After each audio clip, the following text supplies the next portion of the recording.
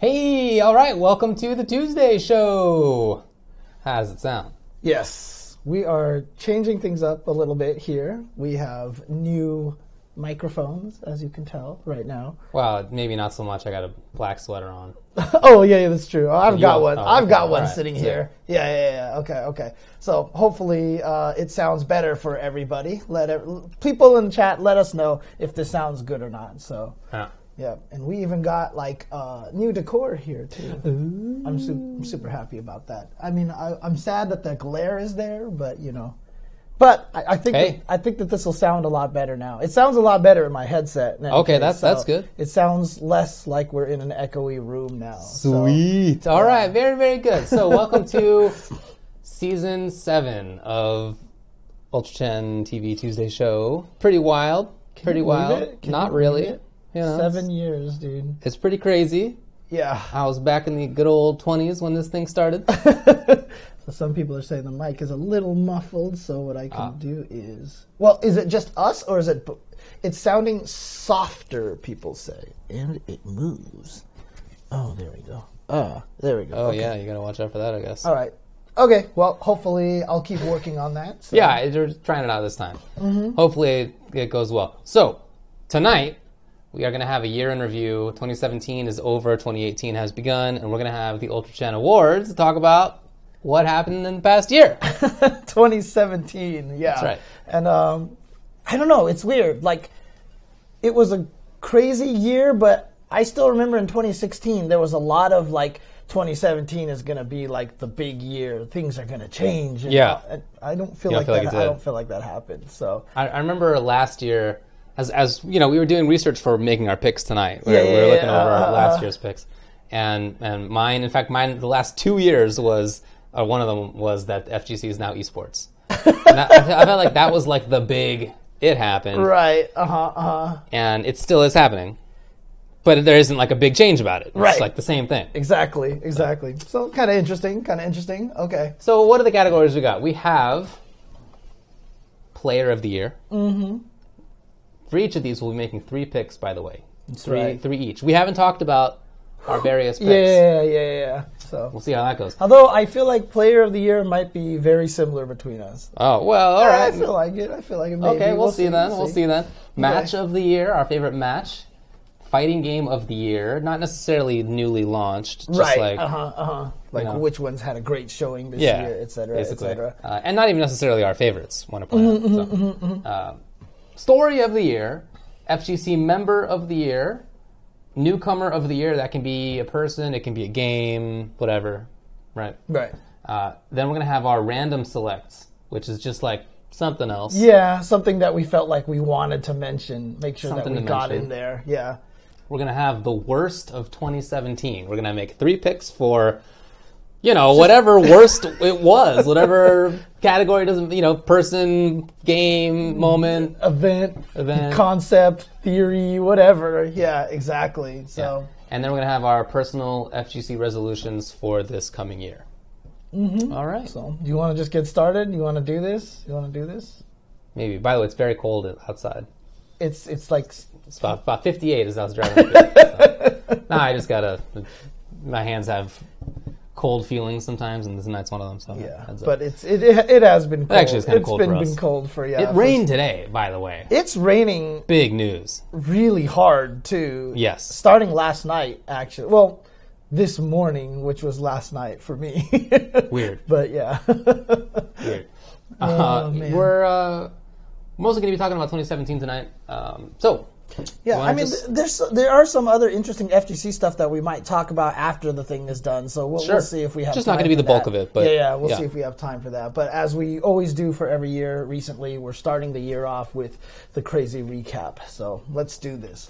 And I'm going to be trying to add these in here as we go. So what do you got? The UCTV Awards category with little ASCII art category. So now it becomes Player of the Year, again. I was in North Carolina, just a couple weeks ago, and it was 20 degrees Fahrenheit, so well below freezing. And it got, during the nighttime, it was 10 degrees or whatever. And I felt not bad. That is to say, like, my hands felt not bad. It's just like sometimes it happens, sometimes not. That's how it goes. Okay. Well, I have written down Ultra David number 3, so I have predetermined that you are going to go first for this category. Oh, I thought you meant you were picking me as your player. No. Oh, what? It can't happen. What? I mean, you could. It could. So let's do it. I think it'd be exciting if we could do that next year. Let's have the return of Ultra 9 years ago, maybe. Right? Yeah, more or less. Man. Maybe 8. So, player of the year, my first. That is to say, third. Oh, yeah, by the way, so someone in the chat says, you're early tonight, and that is because we're going to try to do this for all of 2018. We're going to try to start at 7:30, be a little bit friendlier to East Coast time. We also want to make sure that Marvel Lives podcast finishes, but that way we can be a little friendlier to the East Coast time, and that way it can end earlier, and so we can finish our day a little bit earlier instead of getting out of here at like 11 o'clock at night and such. So there you go. So we are starting early. So Alrighty. All right. Player, my third pick. PG Punk. PG Punk. Third place. Third place. That's right, not first or second. Okay. He had a great year. In fact, it was the most dominant Street Fighter year. He just didn't win Evo or Capcom Cup. And, Capcom Cup was not good for him. It was like at Evo, he got second place at least, but Capcom Cup, so it was kind of a little worsening in terms of the biggest majors. But still, everything else was great. He was in like 22 grand finals or something. It's some wild number. But, I'm going to stick with that. It's really interesting now that you mention it, because he started off this year in such a high spot. He was the guy and everything, and then towards the end, I feel like he had a lot of that thunder stolen from him, huh? Yeah, but think about it. He had a bad showing against. You're blocking your mic. Oh, my bad. Yeah, it's relevant now. He had a bad showing against Nemo in round 1 of Capcom Cup. It was like he hadn't woken up yet. I don't know. But then after that, he played great, and he got far. He got like 9th or something overall. So. So, barring that, if that one match had gone differently, we'll see. Could be a totally different story. Right. So exactly. I don't know that the second half of the year was not as good for him, but there are these 2 major tournaments that are the biggest ones, and he didn't have it. Right. Okay. What do you got? All right. So let's. Third place, Jimmy C. I don't know if this is going to be well here. This might take too much work for me to do this, but my number 3 pick was actually Kudans. Okay. Yeah. All right. Kudans for having the amazing, comeback, basically, because he was a player who was at Evo 2004, 2005, playing Tekken. Back then, he was a little kid. You saw pictures of him. He got hand problems. He had to basically quit fighting games. He had to relearn how to use a joystick and all that stuff that. And then, yeah, exactly right. And he came back and won the Tekken World Tour. And and he did it in a turtleneck sweater as well. That man looked pretty good. Yeah. But I thought that was a great comeback story, and to have him come back and win Tekken World Tour, I thought was really, really cool, and it was really exciting too. Super hyped the way that he did. He beat JDCR, even had made JDCR pick a secondary character, and then he got bodied by Saint in the first game. In the second game, in Grand Finals, he came back and outside of one game just basically destroyed Saint, so he made some crazy recovery. So shout-outs to Kudans. He is my number 3. You got it, man. I think that's a great pick. Okay. Okay. Are you going to keep this up? I'm going to try. So, all right. All right. What do you think about just having, one of our names on Control-C and, just... Anyway. Actually, you know what? I can do this. This is what I'm going to do. I'm going to try to do this. Yeah, that'll make it a lot easier. There we go. Okay. All right. Anyway, my second place is Zero. Yeah, he continues to basically control the game that he plays. Smash 4 is pretty much dominated by him. He didn't get Grand Finals every single time this year, but I think there were 3 or 4 at most tournaments that he did not make it into top 4 or higher. He won almost all of the important things, although he got second at Evo.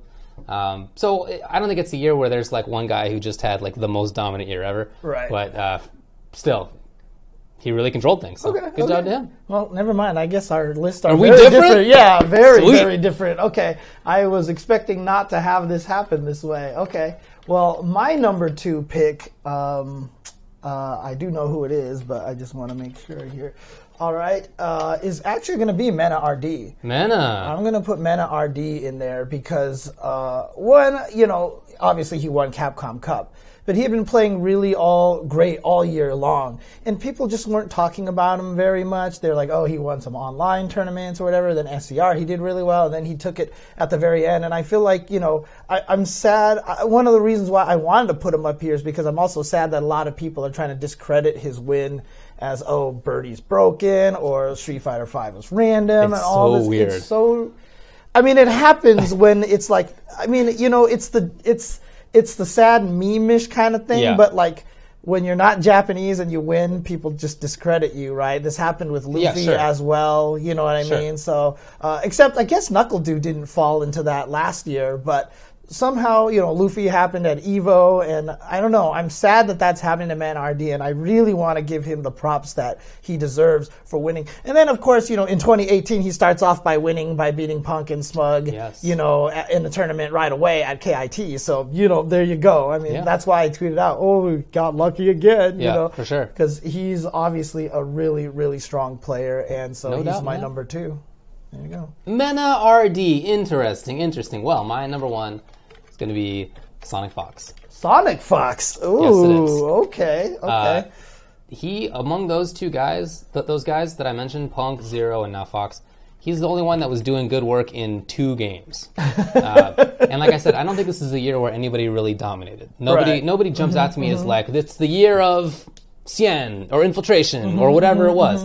But Sonic Fox didn't win EVO and he didn't win E-League. But he won everything else. And he's probably the best Marvel Infinite player in the world as well. Although he didn't win Battle of the Stones because he wasn't even there. Right. So, you know what? That's what I'm going with. Okay. I just don't think it's a good year for anybody to have dominated. Oh, that's so strange. Okay, so we don't have a single repeat on our list. I think I know what you're saying. Yeah, but my number 1 is actually Dragon. Oh, interesting. Which is the opposite. Yeah, all right. Because he did win EVO and he did win the IPS/E-League. Yes. And I think that means he is the most successful player this year. Well, Fox won IPS. Well, but it extended to E-League. Yeah, and then the Ultimate League led into E-League, which Dragon won. Yeah, which Dragon ended up winning. So he won the 2 big ones, basically. That's true. He did. And he's the only player that managed to do that this year, right? So, for example, JDCR won EVO, but then he didn't win Tekken World Tour. Punk got 2nd place, and then, he got 9th place or whatever it was at Capcom Cup. And Tokido even won 1st, and he got 2nd in Capcom Cup. So he probably could have been easily in my top 3 somewhere like that. Him, of course. Yeah. But I'm just going to give it to Dragon because I feel like he's the only one that actually had that success that a lot of other players wanted to get and didn't get. Yeah. So I can't argue against it too much, man. like I said, I thought about him. I thought about Tokido. There were a couple guys that I thought about on top of that. I just didn't think that it was a year where anybody dominated, so pick whatever you want. Interesting. So we're going to fuel this NRS drama. No, I think Dragon was the champion for sure, but not the best player. Right, exactly. Oh, man. People are getting salty in chat right now because they all want Tokido in there, so... But the thing about, honestly, with Tokido is that he's been good for so long. I'll have words about Tokido. Yeah, for sure. Tokido will be mentioned. We will mention him, of course. Yes, okay. In fact, I'm going to mention him in this next category. Okay, what's the next category? Next category is Match of the Year. Match of the Year. All right, so I'll start then. Yeah. This time. So let's do this. And my number 3 match of the year. Sorry, I got to bust out my notes over here because. Oh, well, look at this. What do you got? In number 3, I have BS. I have Tokido versus Punk. Well. Okay. Yeah, exactly. Because this at EVO Grand Finals. At EVO Grand Finals, yes, in Street Fighter V. Because I just felt like, man. for Tokido, he won in 2002 in CVS2, which was the headlining game that year. And then he won in 2017, 15 years later. Crazy. To be able to do something like that. And it's really interesting because this will play into one of my stories a little bit later on as well. But, Tokido going up against the young guard. And he's in FGC years, he's an old man now. In athletic competition, he would be old too. Yeah, exactly. So, really this year has been dominated by a lot of younger players. And for Tokido to win EVO like that over a streaking and dominating Punk, I felt like was such a huge thing, was such a huge statement. And I don't know. I loved the veteran versus newcomer kind of storyline thing. So So there you go. All right. My third one is Jimmy Tran and Knee. Oh from Tekken World Tour Global Finals. So I didn't want to pick multiple from the same game. I wanted to have different. So what was the one I was going to pick for Tekken? This one or one of Kudan's matches. I don't know. There was also Jimmy versus Nobi that was super sick. There were a few good ones, but this was my favorite. It was especially at the end of it. It was obviously the last round, and Jimmy had to make this crazy comeback, which is super hard in Tekken, especially against someone who has defense like that. And just you're biting your nails constantly. That I thought was so good. That was my favorite. Was that the one that I was sitting next to the Knee sponsor? I think that was. There was one that I was like trying to root for Jimmy Tran while I was sitting. No, it was Nobu. It was Nobu. That's what it was. Okay, never mind. I was rooting against the player that Nobu was going up against, and I was sitting next to Nobu sponsors. And that's funny. But no, that was a great match. That was a good match. So, number 2 match for me. Oh God, I don't know how I'm going to fit this in here. It's a big one, huh? What do we got? Words. All right, I'm just going to put, there we go.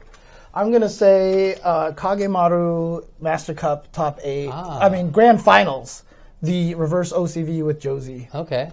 In Grand Finals for the Master Cup, because the Master Cup, and it doesn't even fit in the thing up there.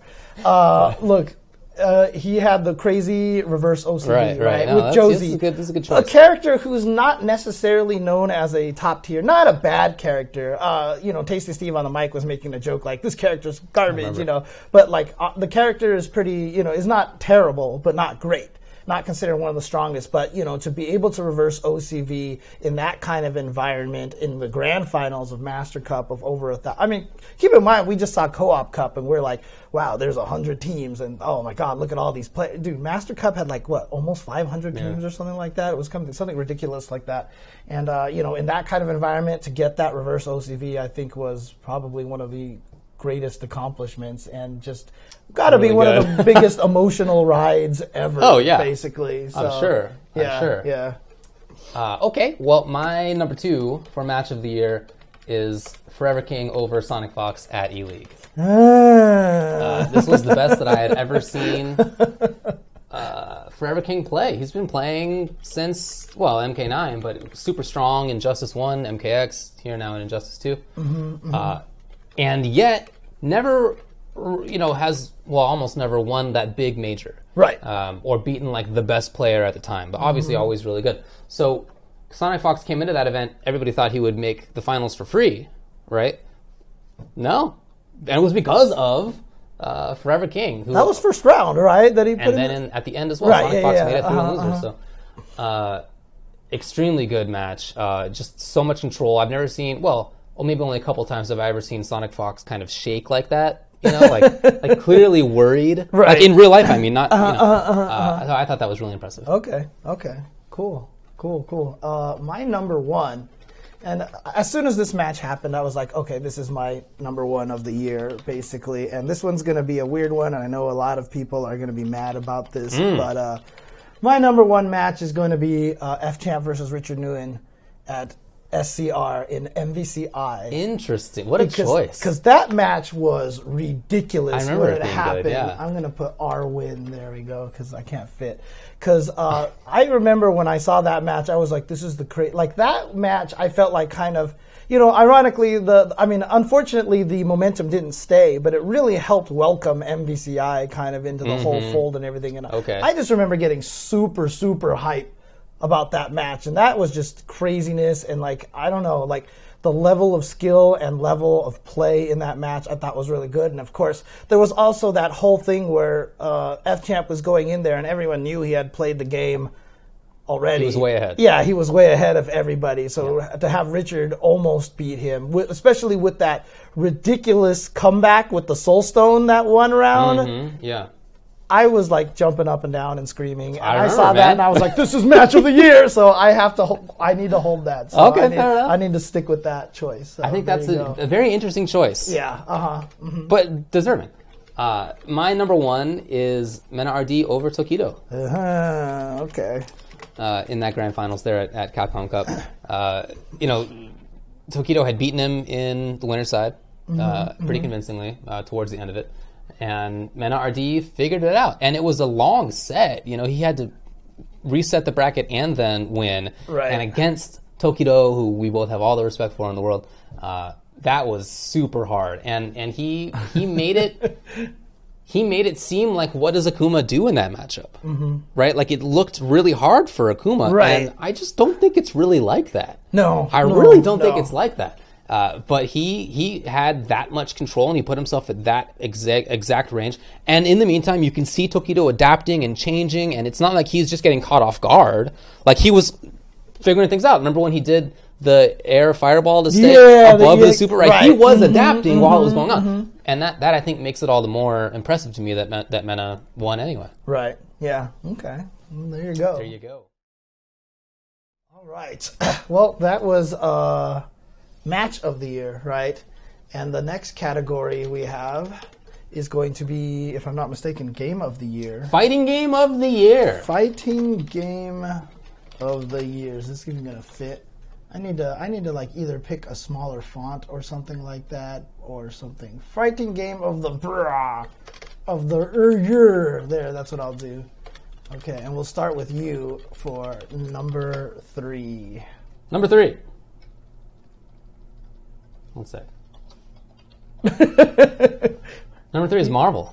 Marvel? Okay, okay. Ultimate Marvel vs. Capcom 3. Okay, well, I'm just going to type MVCI. Okay. No, Ultimate Marvel vs. Capcom 3. Oh, Ultimate Marvel vs. Capcom 3. Okay. Sorry, you said Marvel and I was already That was the joke. Yes, okay. Gotcha. It's sort of as a proxy. I think it's unfortunate when games are preempted by the next in their series, and you don't see any of that game anymore, even if it was really good. Right. And the other side of it is that I feel bad in retrospect for having thought that game sucked for a while. Really, it was a bad call on my part, and I wish that I had kept playing it. I remember I traded in my Marvel disc while I was buying a PS4, I guess, and I just traded in my Marvel for $2 at GameStop, whatever. Right, I was like, I'll never play this trash again. And then I really, really wish that I hadn't done that. So I love the way that the game ended up. I thought it was super fascinating, and I was very sorry to see it go. Okay. Man. I think it's... and I'll talk about this more later, but it's kind of instructive as to how that scene dealt with the game. Right. Keeping it going and making it hype and creating basically a tour for it. Right. I think all that is really impressive, and that's part of why I picked it. Right. Okay. Well, dang, now I kind of wish I'd picked that one for my number 3. Because my number 3 is actually everything that's not number 1 and number 2. Because, honestly, I felt like this was... Is Tasty Steve on the show tonight? What is going on, James? This is more of a... I just don't feel like a lot of games had good showings this year. Oh, it's bad. Yeah, I'm saying, the other 2 that I have for number 1 and number 2 are...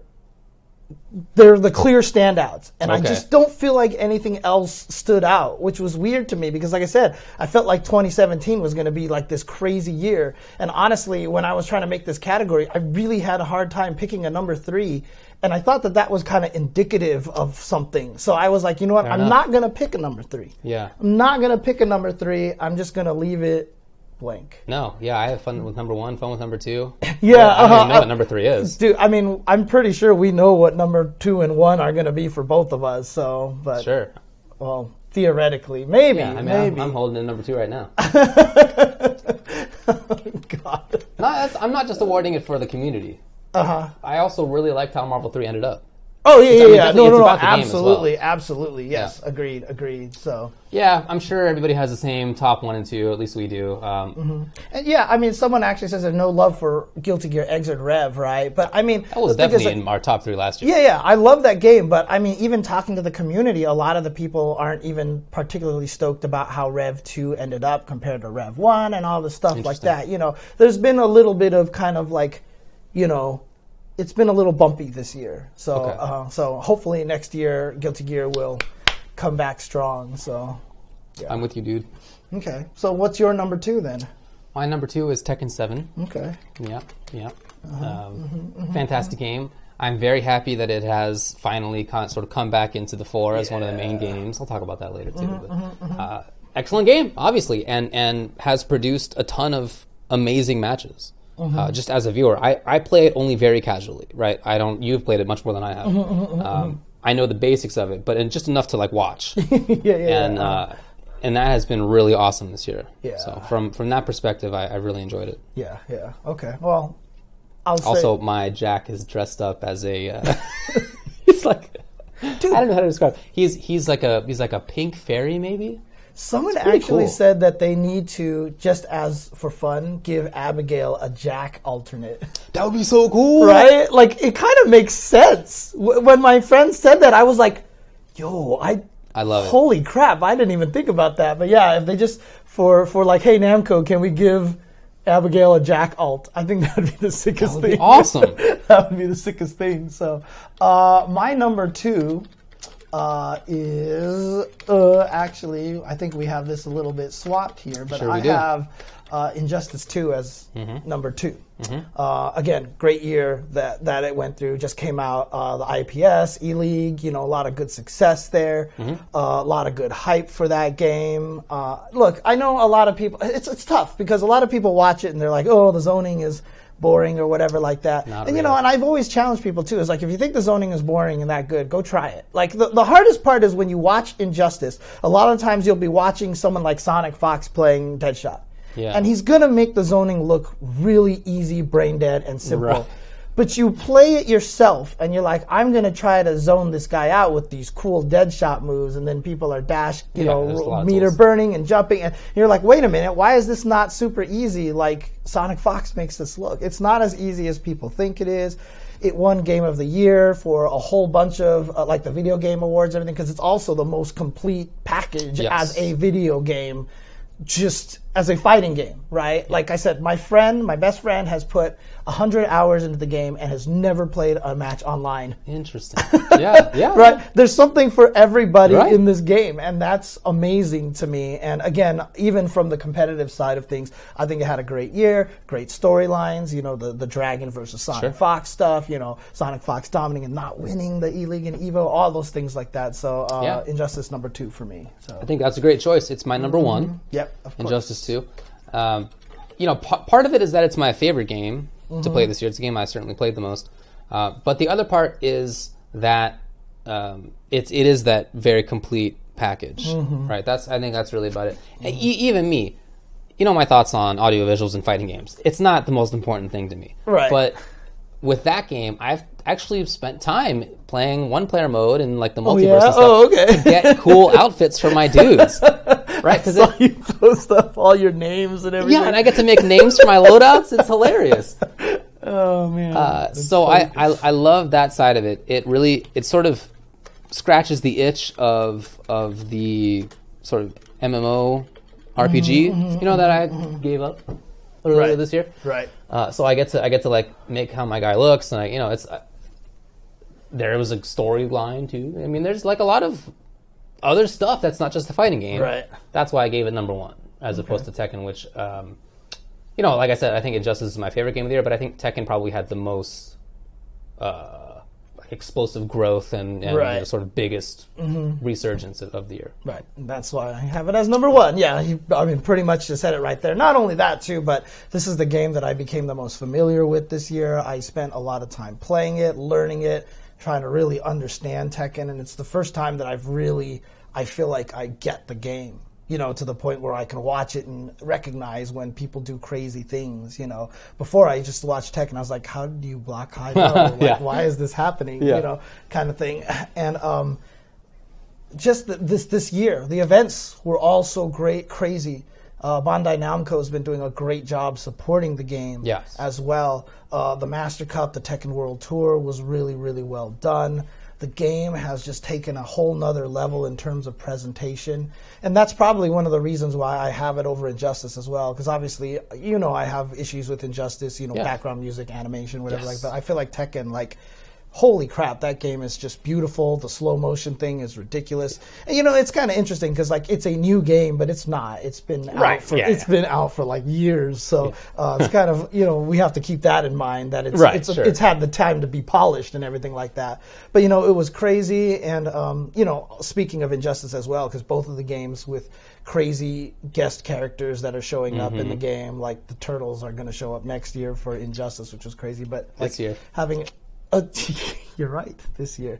But, you know, with Tekken having Geese and Akuma in there, you know, helping. And not only putting them in there, but, like, making them like Street Fighter and KOF characters. You know what I mean? Like, they're Tekken, but they're not. You know what I mean? So it's super cool. Yeah, so Street Fighter is definitely my number. I mean, sorry, Tekken 7 is definitely my... Oops. Is definitely my number one of the year. All right. Yeah. I think most people would have Tekken 7 and Injustice 2 in one of those two spots. Well, I mean, even with the IGN Awards and the Video Game Awards, remember everyone was like, Tekken, Injustice, Tekken, those were the only two games that people were really talking about. Pretty much. Yeah. Okay. Do you want to do one more category, or do you want to take a break? Let's do one more. Okay. Let's talk about our event of the year, not Evo. Yes. Everybody would say Evo. Yes. Right? Yeah, so we're just going to say that's a given. And what are the other three? All right. You get to start. Yep, I get to start. And just scroll this down here. I had this actually last year, and I'm putting it back here again this year. And that's actually going to be the Red Bull Proving Grounds again. Because, again, it might not be the highest production value kind of thing. You know, it's just shot here in Santa Monica. There's no live audience for it, whatever like that. But just kind of what it stands for. The reason why I had it so high up last year was because it was the same thing. It's all the different communities. We got to see new players. We got to see, you know, new faces and get to know some of those guys. I mean, that's where we first saw Cool Kid, right? And now Cool Kid this year was like, well, I mean, obviously we knew about Cool Kid before in Street Fighter Cross Tekken, but I feel like that's where a lot of people got to know him in terms of the Street Fighter scene and everything like that last year. This year, I felt like it was the same kind of thing. I love what they do with all the different cities and how they bring in all the players from all the different communities, everything that culminates into there. And, you know, minor shout-outs also to, you know, like, what was it, Yipes and Lee Chung and Vicious and Ringe. I thought they all did an awesome job on commentary for that event as well. So I just thought it was just a really, really fun event to watch. And so I have that as my number 3. Sweet, man. I think that's a good pick. Okay. My third is going to be a joint award because it's kind of the same topic for both. It's majors that have kind of improved themselves, and that's Final Round and SoCal Regionals. Okay. Final Round for many years. I thought you were pulling a Tasty Steve on me, but no, this makes sense. I'm down with this. Okay, all right, yeah. Final Round for many years has had organizational issues, or the space was not big enough by the end. Like, there were definitely some problems with it.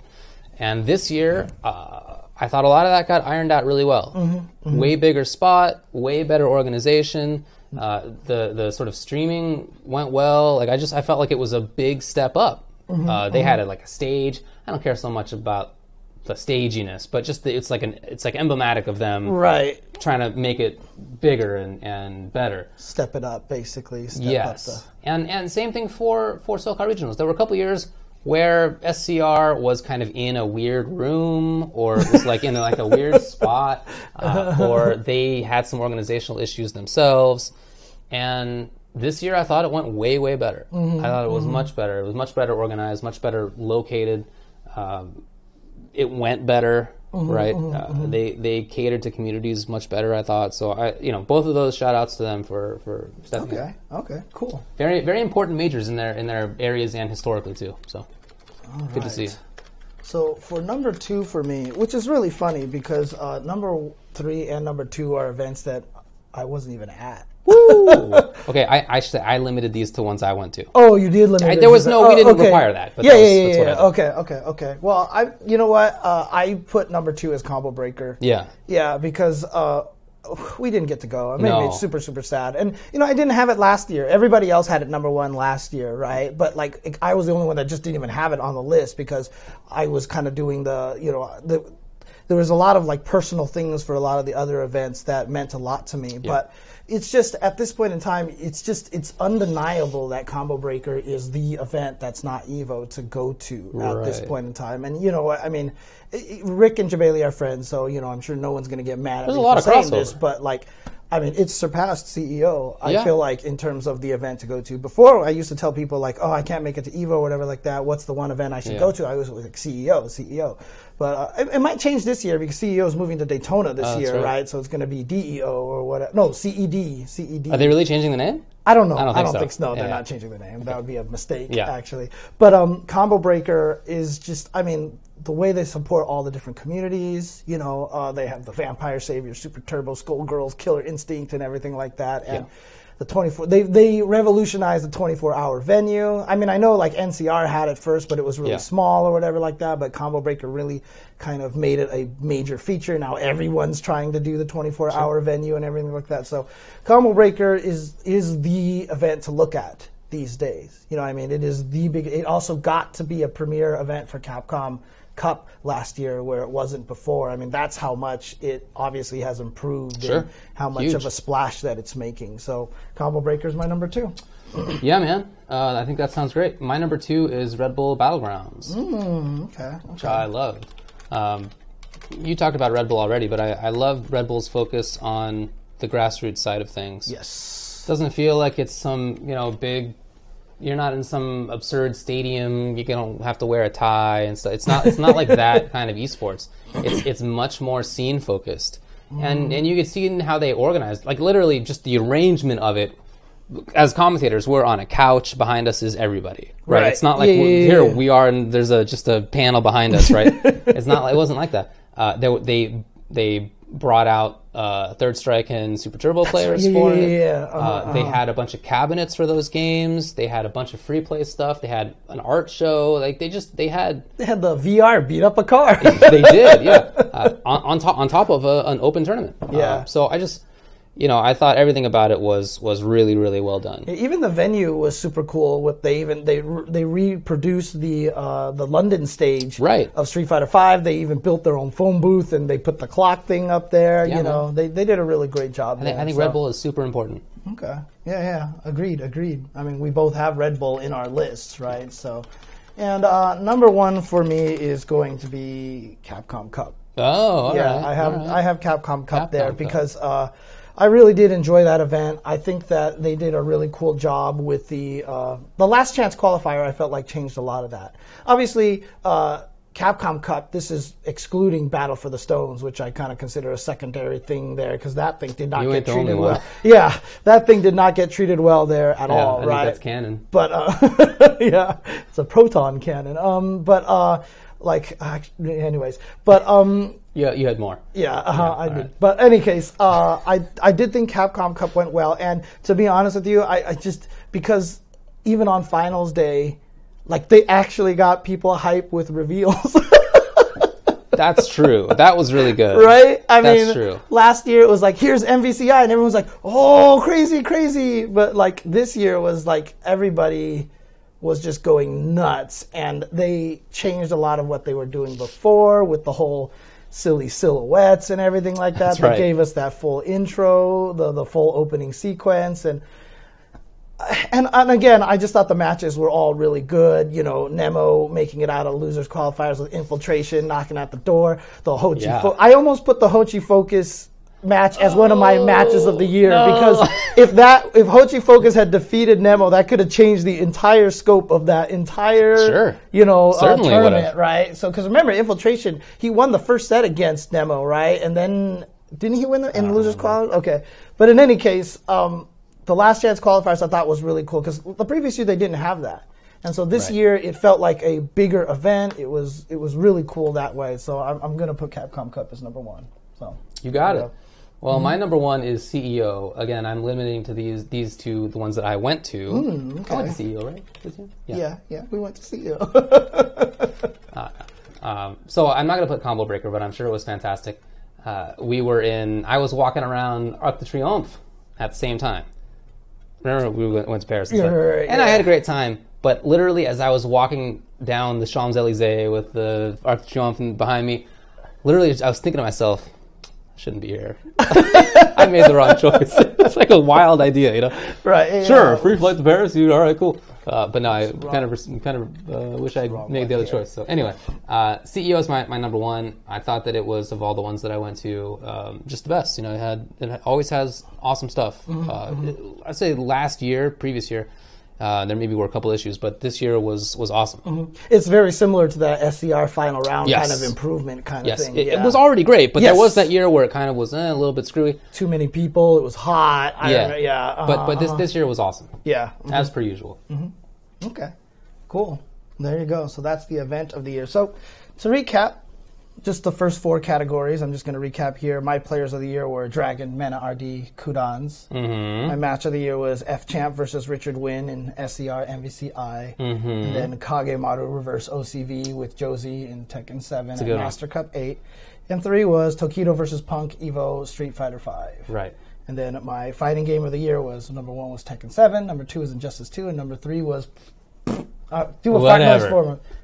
There you go. Thank you. An event of the year that is not Evo is first was Capcom Cup, second Combo Breaker, third was Red Bull Proving Grounds. All right. Well, my players of the year were Punk, Zero, and Sonic Fox. My matches of the year: Jimmy Tran over Knee, Forever King over Sonic Fox, and Mena RD over Tokido. Fighting game of the year: Marvel. Ultimate Marvel vs. Capcom 3, Tekken 7, and Injustice 2, and events of the year, not Evo. Final round and SoCal Regionals tied, then Red Bull Battlegrounds and CEO number 1. Okay. There you go. Good. That's the first part. So we're going to have more coming up. We're going to take a little break. We're going to have Story of the Year, FGC Member of the Year, Newcomer of the Year, and random select whatever we want, as well as the worst of 2017. And our personal FGC resolutions coming up. All right. Be right back, guys.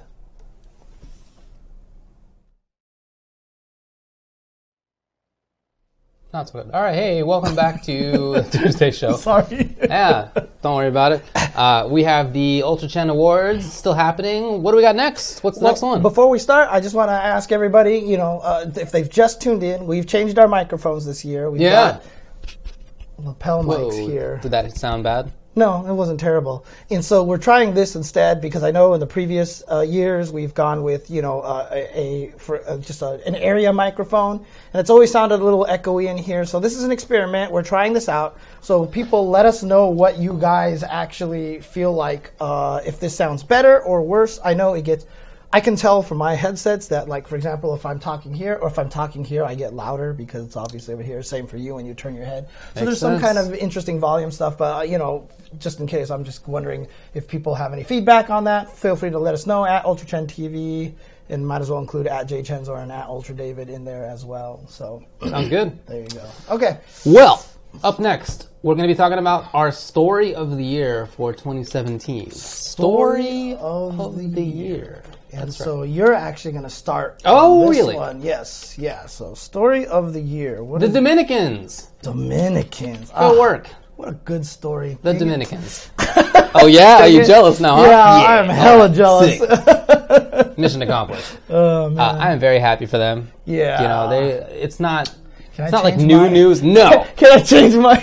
No copy. Not like news that they're good at fighting games, but this year, really maybe like the last year and a half, has been such a breakout for them. Men are D1, Capcom Cup obviously, but even on top of that, Kaba has placed really high in a bunch of events. DRA has been doing so for quite a while. He beat Tokido at Capcom Cup. Right, last year. Previous year. Hochi Focus beat Nemo. Boy, tough times. Oh, come on. Tough times. You know, even Gross, who's from DR originally, now lives in Florida. He had awesome showings at Evo and at IPS Finals. So they even had an awesome showing at First Attack as well. Oh, he sure did. Yeah, he sure did. He sure did. So yeah, I'm really happy for that scene, and it was super cool to hear about the government recognizing Mena RD as like doing good work. Yeah, that's super right. Awesome. So I'm very happy for everybody involved, and I hope to see all those players more. Mena's been traveling, but I hope that the other guys get to travel a lot more too, because he's not the only good player there. There's a bunch more. Yeah, and it's funny too, because like if you think, like people have talked about this, but the amount of money that he won at Capcom Cup, like for a lot of people, that's like, oh, that's life-changing money, but like for being in the Dominican Republic, I mean, they said that he could like buy a mansion and a car and still have like way tons of money left over. Like, and he even said in that video he was going to use it to build up the community down there. So, you know, if that's what happens, man, that he can, the Dominicans can be a scary scene coming up in the future. So, my story number 3 of the year. Okay. I kind of hinted at this a little bit earlier. Okay. But I want to say, like it's kind of hard to say it this way, but you know, the 2017 was kind of, you know, okay. Like obviously 2017 was great. There's a lot of great things that happened this year, right? But it's just like you said. Last year we were like, oh, we're totally esports now, and all this stuff, and everyone's like, 2017 is gonna be the big year. Everything is gonna go crazy. But you know, I know a lot of the feelings towards towards season 2 were a little bit muted. MVCI didn't have a proper reaction, you know, a great reaction to that and everything. So there was just a lot of things that I felt like kind of pulled us back a little bit this year. And I don't feel like that this was kind of the breakout year that a lot of people were expecting. And honestly, you know, that's what 2018 is starting to look like now. But I mean, we say this every year, right? Like we say this every year. But honestly, I was actually kind of surprised. Like going back and thinking about all the stories and thinking about all these things, and I was like, this year doesn't feel, I don't know. It just didn't feel quite as like as it should have, even though, like I said, Injustice, Tekken had great years and all these scenes are rising up and all these cool people are doing cool things. But I don't know. There's just something about it that, just wasn't quite there for me. So, alrighty, fair enough. My second place story of the year is Tokido cements himself as the best fighting game player of all time. Okay. Cemented. Done. Yes. Yeah. I agree. He has always been in the conversation, of course. It's always been a limited conversation, him and a few others. And for many years, there wasn't like a lot of movement on that, right? He obviously is still good, but there wasn't like a lot of movement on like Tokido versus 3 or 4 other people. Right. Now it's just it's not a conversation anymore. To have the amount of success that he has had for the years he's had, the degree of success, other people are still doing awesome stuff, right? Like, you know, Justin was awesome at that time when Tokido was early as well. He's still in Capcom Cup, right? He's still in battle for this. He's still doing awesome work. It's not like Tokido is, you know, looking down on everybody else from a mountaintop. It's not so far, but I really feel that there is at this point a significant enough separation that he's the best. Yeah, I don't. All sorts of games. It's not just Street Fighter and Capcom games, which is I guess now what he's known for, but it's really not that. It was 3D games in the past, and it was other games. He made KOF 13 Grand Finals at Evo, right? No. That was Shanghai and ET this year. No. But before in the past. Yeah. Oh, and KOF 13. Yeah, you're right. Sorry, my bad. But I mean, it's crazy to me because like I always tell that story of him walking around Evo with like 5-7 medals around his neck, and I was like, what the hell? And then he's like, you know what? I need to drop all those things because I need to focus on only Street Fighter. And now this is what a focused Tokido is.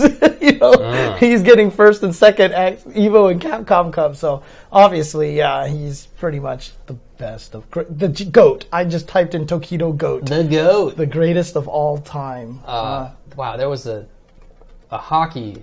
So Daigo equals Wayne Gretzky, Tokido equals Mario Lemieux. Wayne Gretzky has the ridiculous numbers. Yeah. Right? He has more points than anybody else has. Ever, right? Assists than anybody else has points. Anyway, he's far and away. But then other people say, well, what if Mario Lemieux didn't have back problems and cancer and other stuff, hip issues? Would he have been the best ever? Because his points per game were absurd. So there's like, it goes back and forth a little bit. I don't really think that's true for this. I think maybe Daigo is like Gordie Howe, where he was like super good for his era, and now he's good. But it's like Tokido's still winning Evo. Tokido is pretty much the best. He's probably Gretzky to me. Okay, my number 2 story, which yes, we're at number 2, right? Yes, number 2 story is, this has been happening for a while, but I'm just going to call Rise of the Youth again. The youth! Because the young players are really starting to dominate. I mean, really, Tokido and maybe Kudans are like right now are like the last bastions of trying to hang on to. Not saying that JDCR and Saint are young, because they are obviously been playing Tekken almost just as long, right? But, with guys like Sonic Fox and Mena RD and Punk and all these guys here, even in Japan, right? A lot of the top players like Pono Smoke, super young kind of. Oh, I don't know. He looked young. Maybe he's not actually. Maybe he's not young. I don't know. He looks like a baby to me, right? So, but I just really feel like this is really starting to show that, when you're fostered in an environment where you feel like you have the ability to succeed, like, not just by winning, but succeed by having some sort of career. When you're in your youth and you have that ability to learn, you're at the prime of your age, that you have that ability to learn, to adapt, that, you can't teach an old dog new tricks kind of thing, right? But when you have that path ahead of you and the motivation to play out of your mind, you're going to end up with guys like Punk and Sonic Fox, and these kind of players like that. And so, again, one of the reasons why I mentioned this also is because it's such a big deal to me, because I also always tell the story that at 2008, I didn't see anybody young at EVO. Yeah. And I was just like, this is the beginning of the end. Right. And then Street Fighter 4 came out and changed all that. But, to me, it's such an important thing to have so many young players being so strong, and it just means a great future for the community. I'm with you. Mm-hmm. It's very funny. I didn't end up putting this, but I've really considered saying that, hey, the old folks are still really good. I considered having exactly the opposite topic. Tokido and Haitani and Itazan and Kudans and actually, there's like a bunch of Tekken heads. Like I really thought that would be a good one. Yeah, but I understand. I also wanted to put in the story, but I didn't. Is that you can still be good if you're married? Aitani obviously just got married. Dogura got married. And those guys are all doing super good. So there you go. Yeah, no, I totally understand. I mean, it's great both ways. We have the veterans and we have the youth here. It's not. I guess I should say that the Rise of the Youth isn't like as opposed to the veterans. Like it just means that they're both good, but I just think the youth part is something that I'd like to focus on. So I would say in some games they basically have only stayed alive in Street Fighter and Tekken. The veterans, you mean? Maybe that's not true. Guilty Gear is still like that. Anyway, yeah, that's true. All right, never mind. Number 1. My number 1, the return of Tekken. Oh, Return of Tekken. For many, many years, Tekken was one of the big franchises, and it got a ton of entrants, and it was really like one of the big ones. And then for also many years, it really just languished. It really did. It was really in the dumps, and I don't think that the games were bad. I remember enjoying Tag 2. I know Tekken players had some issues with it, but I don't think that was really the issue.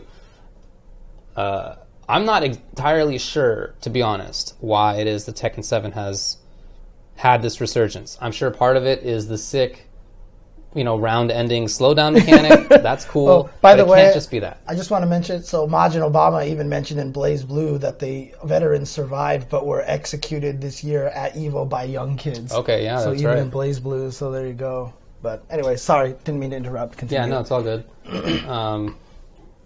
Yeah, I'm not entirely sure why it is that Tekken has become big again. Yeah. I mean, but I'm very happy to see it in any case. I think that's great. You know what? Tekken 7, and actually after watching Master Cup, not Master Cup, Co-op Cup, Third Strike,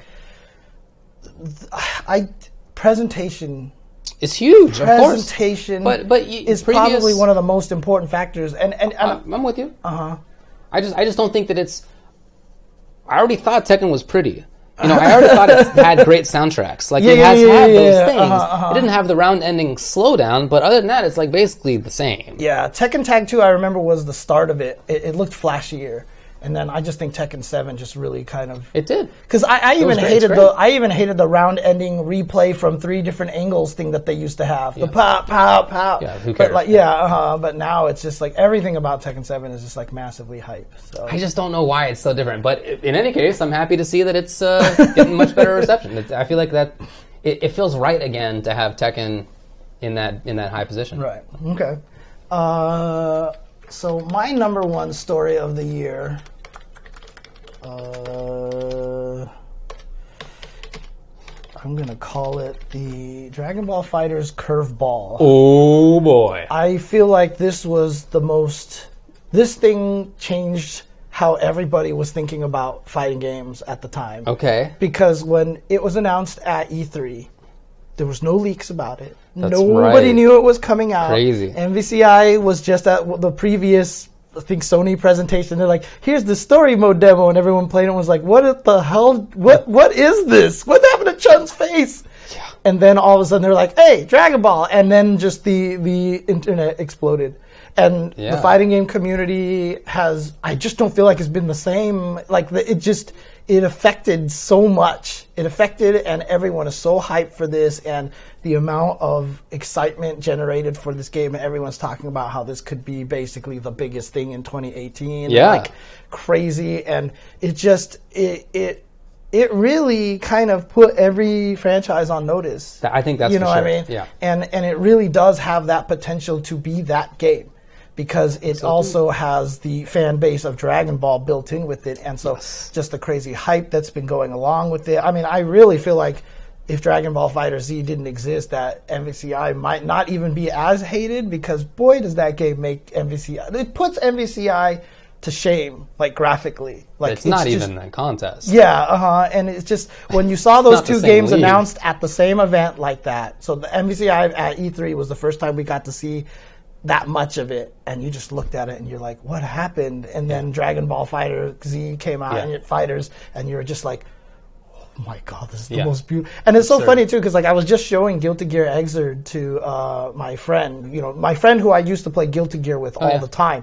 He just hasn't kept up because he's family and all this stuff like that. So I showed it to him, and we were showing him all the instant kills. And as I was watching it, I was like, man, this really just all feels like it was like building up to this Dragon Ball, because you could see kind of like how they were growing and how they were getting better at it, and now Dragon Ball is just like the most ridiculous looking game. So that is my number 1 story of the year. I think that's a cool pick, man. I'll be talking more about that later. Yeah, I think that's a great pick, for sure. Yep, for sure. Okay. All right, let's move on. We have FGC Member of the Year. Mm-hmm. Now, I feel like we pick the same people a lot of the time.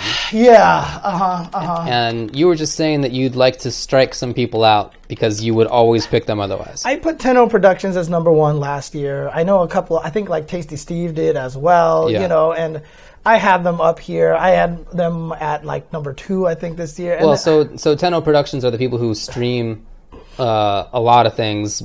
Capcom Fighters stuff, Tekken... a lot of other things that you wouldn't even expect, actually, but they did like the Nintendo World Championships, Nintendo right? They did They did the Splatoon stuff at E3. Yeah.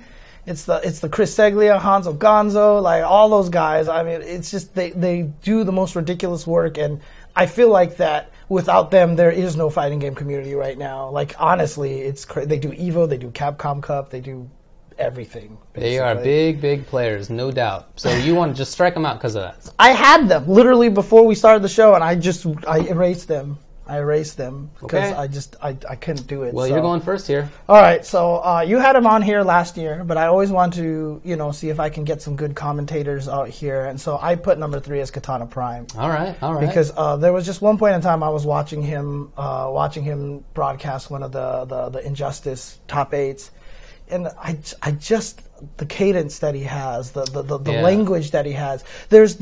So Seth Killian, I've always said, is one of the greatest commentators because of the flower of speech that he has. Yeah, he can get fancy like. Yeah, the way that he creates these like nice little sentences and stuff like that. And I felt like when I was watching that, Katana Prime kind of came the closest to that. He could definitely do that. I agree with you. Yeah. And so I was just listening to it. I like the tone of his voice. I like the things that he says. He's very analytical. He was on E-League this year. He got to do a bunch of stuff for the IPS and everything like that. So, oh yeah, that's right. Do I still have my Katana Prime sticker here? I do. There you go. Oh, there you go. So there you go. Katana Prime. There you go. This is my number 3 this year. So yeah, I think that's a good pick. I picked him last year, right? Yeah. You had him last year.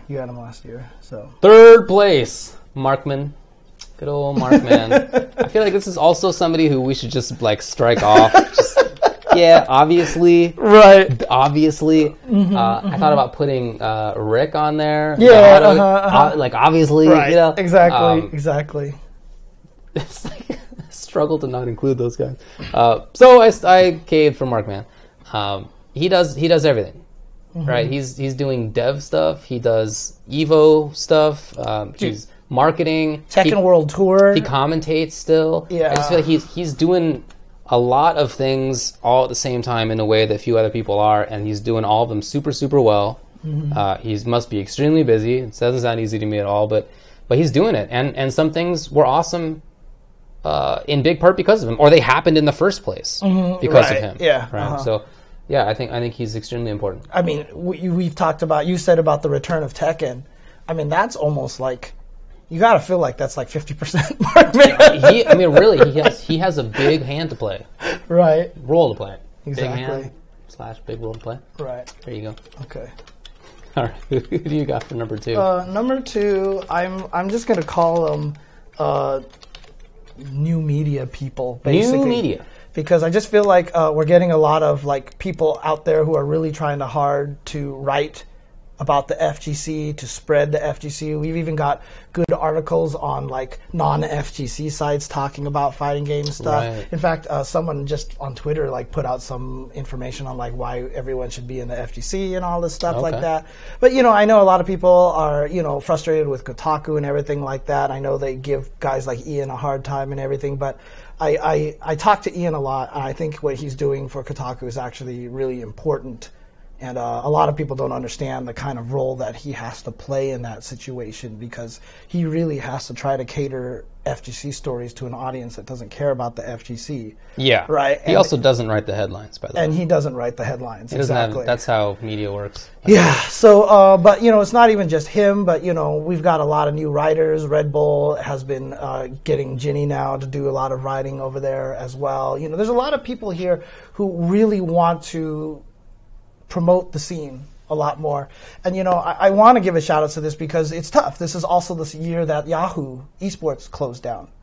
And a lot of those guys were doing great things over there as well. Michael Martin was doing a lot of good things over there and everything. So, it's unfortunate, that kind of situation, but I do see a lot of new writers coming up, and so I just wanted to give a shout out to all these guys really trying hard to do a lot of good media, and I hope that continues, because that's going to play a very, very important role in the growth of the FGC. Sure. To have people writing these kind of stories for non-fighting game sites. Yeah, man. Yeah, Best of 5 does best. Yeah, Best of 5. Yeah, absolutely. Anyway, I think they do a really good job. All right. I guess I was more referring to actually writing. Oh yeah. Just people were talking about it in chat. Oh yeah. Okay. I agree with okay. you. Got it. For sure. Yeah. Because obviously, like Born Free would be a great one there. Also well, great. So yeah. For sure.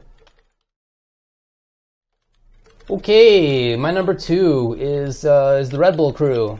It's hard for me to pick somebody out in particular, in part because there's like Red Bull Europe and Red Bull North America, and they do different things and whatnot. But or maybe it's like Red Bull France. It's like very attenuated. I don't know. Anyway, I just wanted to give them a shout out, especially the North American guys, because I think that the stuff that they do is super important. Yeah. As we were talking about earlier with Proving Grounds and with Battlegrounds, I love the community-focused style that they have. It is very important to them to build it from the ground up.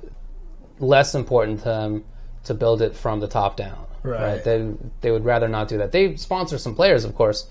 They make media, but extremely important to them to build communities. I think they're absolutely right about that. Yeah. Right? I think that is the most important thing. So I think it's awesome that we have people in a position that has a ton of money, right, and the ability to do things, who have that mindset. Mm-hmm. I think that's extremely beneficial to us. Yeah.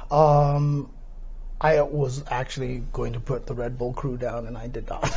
But that was definitely... And actually, I feel really terrible now because, honestly, I have something for number one, but I feel like for number one, I should be putting Born Free in there.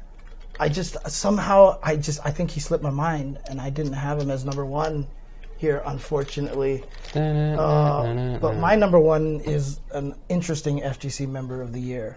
My number one FGC Member of the Year is you. No, are you serious? Is you. I'm just joking. Okay, fine. It is absolutely you. Right. Mainly because it is... I'm serious, dude. All right. I'm serious. I was making a joke about Time Magazine's Person of the Year several years ago. Yeah, no, but I'm actually going to do that because the main reason why is... And I'm saying this not necessarily as a good or bad thing, because obviously it's very important that the people out there are supporting and watching and being the audience for this and everything like that. But also, I feel like the public opinion has gotten so strong now. You know, the social media, the way that people view things. You know, I feel like it's affecting a lot of stuff. Sure. You know what I mean? We are literally seeing games being changed because of what people are saying on social media. You know, Absolutely. We're seeing dude, the fact that even AE has that crazy hitbox color thing. Like, Capcom has always been this company that was like, we're not going to show hitboxes because we don't want people copying our tech and, you know, right. weird archaic ideas like that. Now they're putting this red-blue thing in there, and it's so shocking to me that they would put something in there if it wasn't for people saying we need more features, we need more things like that. So I just feel like the social media verse, the people out there, the people watching the chat, there's the chat personalities are like crazy now. Like, there are people in multiple chats that are in every chat, and people just know who these guys are and everything like that, you know.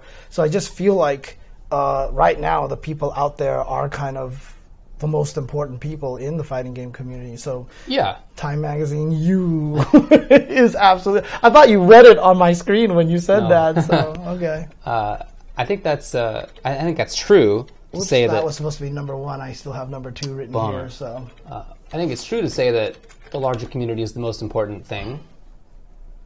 I absolutely think that's true. Yeah, I think that's always been the case. But I think that part of why devs are more responsive to them now is you're right that it's more visible. It's not like hidden on shoryuken.com or whatever anymore, in a way that was difficult to see, sort of. But on top of that, many of the devs are now people who grew up doing the thing that everybody else does. It's true. And so they feel like they are from that in a way that makes it, you know, both so they feel like they're beholden to people, but also they share many of the same concerns anyway. Right. They get it. Right. They can't always do things about it. Right. Because there are other people in companies who have more decision-making power than they do. Believe me, I'm sure things would be different if some of them had more power. The thing is, the only caveat I'm going to add to that, honestly, is I feel like that's true mostly for the U.S. teams. Maybe more accurately, non-Japan. I think the EU folks do a great job. Non-Japan. Except, actually, that's not even necessarily true now because Harada's doing a great job listening to people. Look, we're talking about Capcom. Yeah, okay. That's fine. Talking about Capcom Japan. and honestly, maybe Nintendo. Nintendo is... I mean, even they are starting to get tugged along a little bit, but we'll see. Okay. We'll see. My number one FGC Member of the Year is also collective. It's Marvel Lives crew. As I talked about earlier when I had Marvel 3 in Game of the Year, I was very impressed by how they kept the game going and not, they sort of fought back against the prevailing narrative, which was that Marvel was dying or that it had died or is a fait accompli. But they did a lot of really good stuff. They made the tour, right? Where you have the curly mustache. Curly stuff. They made the podcast. They made a website. They made a Twitter account. They were posting stuff a lot. They have every other week they're doing good discussions on the game, and they I think do a great job of keeping it alive. So that's the kind of thing that I would love to see from all the communities, right? Consistent content, a tournament series, all the things are there. Yeah, you mentioned the Twitter account. Shout outs to whoever keeps finding the animated GIFs for all their tweets. Because I love seeing the ones that they choose. But yeah, no, I shout outs to all of them. Okay. Very good work. I still have this listed as jchensor #1. Sorry. You are slacking. This is rough, man. I wouldn't have started it, dude. I thought this was a good idea. It is a good idea. It's a good idea, but this is why we need a stream producer and not me doing everything myself. Newcomer of the year. Newcomer of the year. Newcomer of the year. Am I up? Oh, yes, you are up first. So, number 3, what is your newcomer of the year? Oh, yeah, chat, you nailed it. It's ARMS. It's not ARMS. Of course, we should also clarify that newcomer doesn't have to be a person. No. Person, game, whatever. Concept, event. joke, whatever, whatever we feel like it. So there you go. My third is Moke. Okay. Yeah, he came from more out of nowhere than typically, right? Typically, when somebody comes from out of nowhere, like Punk had been playing SF4 online for like 3 or 4 years, right? Like a long time, and people knew about him. The first time I ever heard about Moke was in maybe like end of season 1, and only like, hey, a pretty good online player. And then the first time I ever saw him in person was at Evo, and he made top 8. Like that is a crazy fast series. Yeah. And maybe there's an extra history that I haven't heard, but I've asked some of the Japanese players whether they knew him previously, and they have said no. Right. They didn't know who he was until like a year and a half ago. So that rise. Oh, he was a Persona player?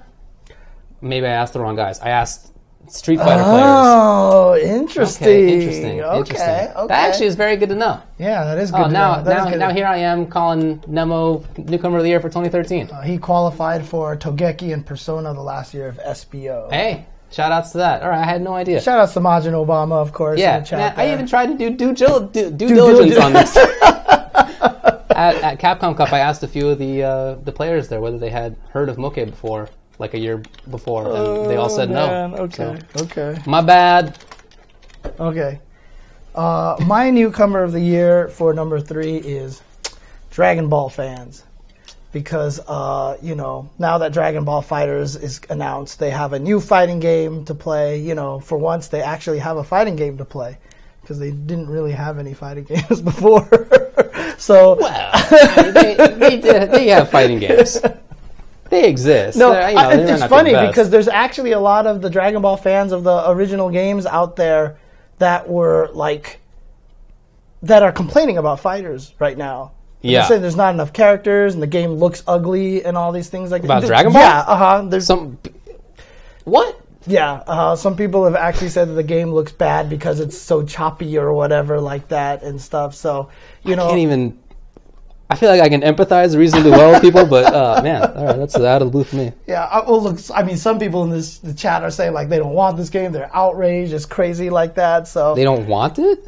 It's weird. They're mad that there's not 50 characters or 100 characters. Like there's not all like 87 versions of Goku in the game and everything like that all the Xenoverse games and stuff like that have. So, this is kind of a joke one because I'm really just like welcome to the FGC kind of thing because this is going to be an interesting upcoming year for them and everything like that. So, hopefully they do come and they do play and they do enjoy the game. So, but you know what? They're going to have a pretty... I don't want to... So here's 2 sides of it, right? There's one, they're going to have a pretty brutal welcoming because, they're going to fight against a lot of fighting game players and they're going to get beat up by a lot of these guys, right? But at the same time, if you are a player who's playing this game and you are going to beat up on these people, don't rub it in their faces. Don't be a jerk about it. Like, try to welcome them into the community. Like, don't give them more reason to be like, this game is garbage because it's so cheap. You just do this and I can't beat it. It's garbage, which is ironic because that's kind of what you do in a lot of the other games, right? People are all complaining because, they're saying like, if Yamcha is going to be good in the game, apparently that's not canon at all, and everyone's mad about that because Yamcha is supposed to be a jobber or something like that. I was asking my chat about that, you know, but apparently he might actually be kind of strong in the game. In the previous games, has it been like that? I don't know. I'm not sure. I'm not sure, but I've never played them. Yeah, but yeah, it's interesting. There's going to be a lot of interesting ways to do that. So, you know, while there is a joke to it, at the same time, there's kind of a plea to like not try to put these guys off from the game, because there is a potential for them to be a giant new audience in the fighting game community. And so, you know, hopefully those people are actually... Mr. Friday's been saying that. He said this in my chat yesterday as well. So, Pokemon dads. Oh yeah. So Rift Tripper actually says that previous games were basically canon for tiers. Weird. Yeah. So bad characters are supposed to be bad and stuff like that. So. Well, you know, we'll see how that goes. Okay. I'm excited for it. Okay. We'll talk about that more later. Because I haven't talked about it more yet because I feel like it didn't come out last year. Oh, it didn't. Yeah. Right, so like I'll be talking about it next year. Yeah, for sure. My number 2 is Injustice 2. It's a newcomer. It's new, and it was my favorite game this year, and I had it as Game of the Year. The one that I considered putting it above it, but decided not to. Tekken 7 has been out for like 3 years. right. Exactly. So it's not in any sense a newcomer, other than that it's finally playable for more people. So Injustice 2 is up there. Okay. Pretty self-explanatory. Yeah. I mean, you talked about Injustice 2 before as well, so yeah. My number 2, sorry, you did that quickly, so. That's it. My number 2 is going to be Mena RD. Mena RD, because he... Number 1 also for me. Oh, you have him as number 1 for yourself? Okay. Obviously, won Capcom Cup. I had him as I had him as my player of the year, right? So I mean, I just feel like he's just like ridiculous. I feel like I had him in my number 2. I had him in number 2 for player of the year. So I just feel like, you know, it's funny too, because there was someone found a post from him. I forgot where it was. They found it at. It was like in some Discord or like GameFAQs or some crazy forum where he was like, hi. Oh, I think it was Reddit actually, where he was like, "Hi, my name is Mena RD. I'm going to be playing Street Fighter. Keep a lookout." And this was like really recently, and now he's like one of the best players in the world. You know, and it's pretty crazy. So that is pretty wild. I feel like he really is a true newcomer here. So I gave him number 2. Now, wait, isn't that your first? No, that was my number 2. Oh, well, he's my first place. He's your number 1, right? Yeah. Now, people are talking about Punk in the chat. I picked Punk last year. Boom. All right. I knew it was going to happen this year. I knew 17. I knew it was going to happen. So I picked him already. Right. Which is why I can't pick him this year. Right. So you have Mena RD as number 1. So Mena RD is number 1. Anything else you want to add about him? You know, I thought about putting him in some other stuff here, but what I am, you know, sort of to build on what you said, I think he's very important in the sense that he shows other people that you can become super, super good. I think that he's he's like a show of accessibility, right? That other people can see through him that, hey, you can pick up these games, and you can beat the player who's been one of the best players in the world for 20 years.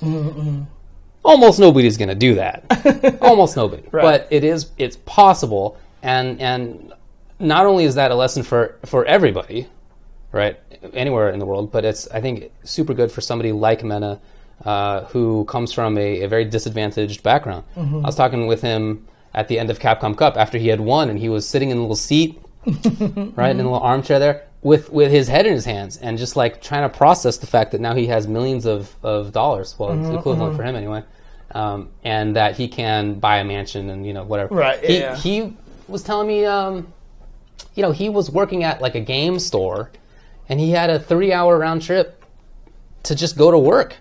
For, yes, that's what he was telling me. Dang. And he was working for whatever minimum wages, and he was barely scraping, he and his family barely scraping by, you know, they barely had any money, and what his little free time there was, this was like his one outlet, was Street Fighter. And that, you know, for somebody from that kind of background to win $250,000 in USD, and beat Tokido and continue the streak, as you said, he won KIT.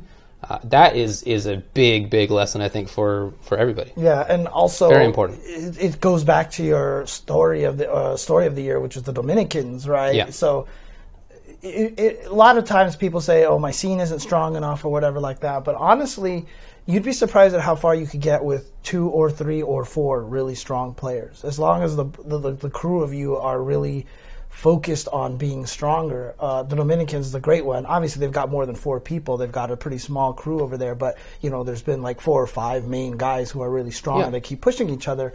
I always like to bring up the Utah scene again, Peru and Gustavo, right? Like those are the 2 main guys from that scene, and they just practiced with each other and they got super good at the game. You can become very strong at fighting games as long as you have a dedicated group of people that are all there. And again, this comes down to that whole lesson again of if your friend has a weakness that you keep exploiting because you like winning, like stop doing it. For sure. Just tell them, because if you can beat them once you can't exploit that anymore, it makes you a better player, it makes them a better player, et cetera, et cetera. You're just going to get stronger that way. So yeah. No, Menardi also played Smash. That's true. I mean, it's not like we knew him in 2016. Mm-hmm. It's not from super nowhere, but it's pretty meteoric. Yeah. It's pretty meteoric. It's one of the better ones. And like I said, I think the most important thing about him is not just that he won or that he is the newcomer, but that it's where he came from to do it. Mm-hmm. Okay. Well, so my number 1 is Punk, because I did not have him last year. He was not on my list last year. You had Punk on there. You knew he was going places. I wasn't 100% sure yet, but yeah, he's pretty much the best. And he had a dominating year, and even getting 9th at Capcom Cup.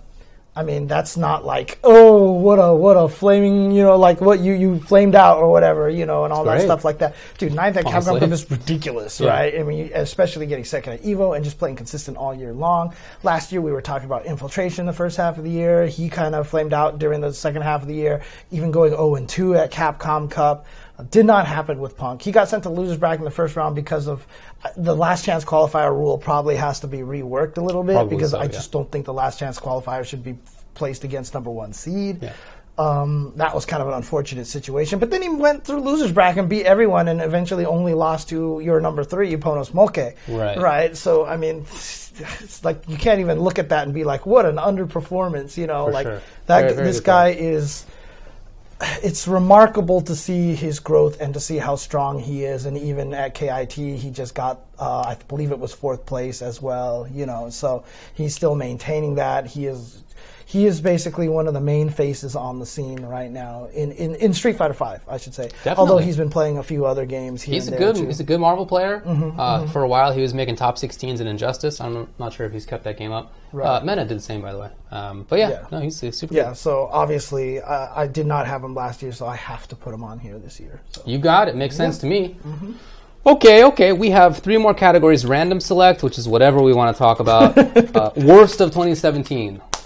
Personal FGC resolutions for 2018. Do you want to take a break, or do you want to go through those right now? Up to you. Let's take a quick break. Okay, quick break. Yeah, let's take a quick break, and when we come back, we will do the rest of our awards. All right, be right back, guys.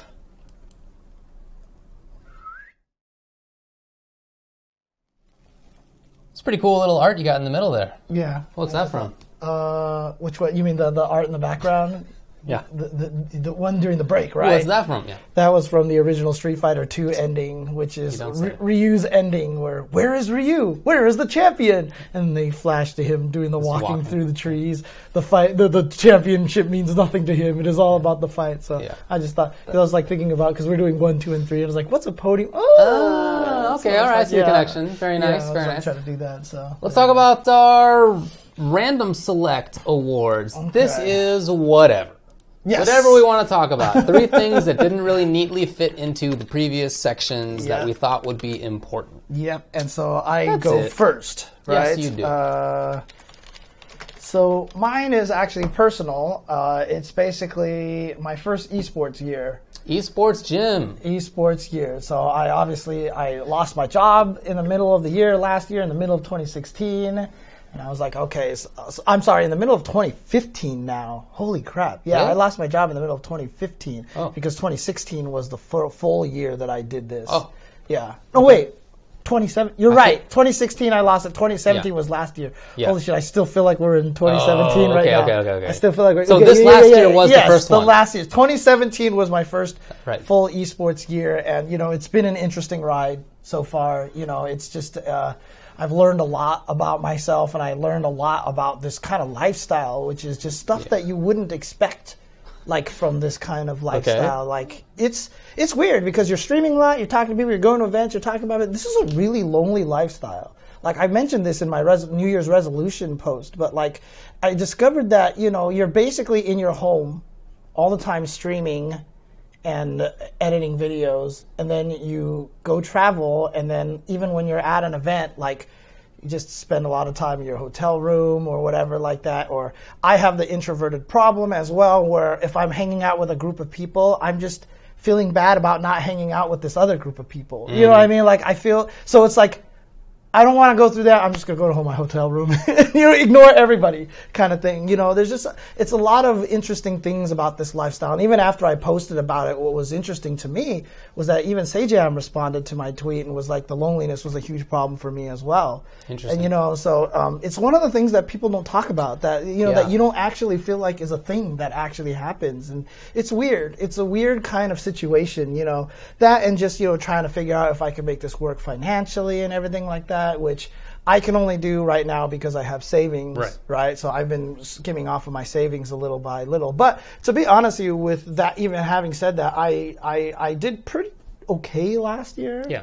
So I'm going to give it another shot this year to see how it keeps going and everything like that, much to the dismay of my Asian parents. But, you got to do you. Yeah, no, I got to keep trying this. I'm going to keep trying to make it work. But then also, last year also taught me a lot about my own laziness, about streaming. So there's a lot of times where I'm just lying there. I'm like, I need to stream today. And then a cat jumps on me and I'm like, well, never mind about streaming. And then I just go to sleep and take a nap or something like that. So I need to fix a lot of that stuff too. Yeah. So it's a really interesting year. You find out a lot about yourself when it's not just like, go do your work. I mean, I'm sure you would feel it too because you have your own business, right? And so like when you're working at another company, it's just like you just go and you do your things just happen automatically, right? Like this year is going to be kind of weird for me because now I have to pay way more for health insurance. I'm going to have to buy a new car pretty soon because my last car is totaled and I can't keep borrowing my parents' car forever like this.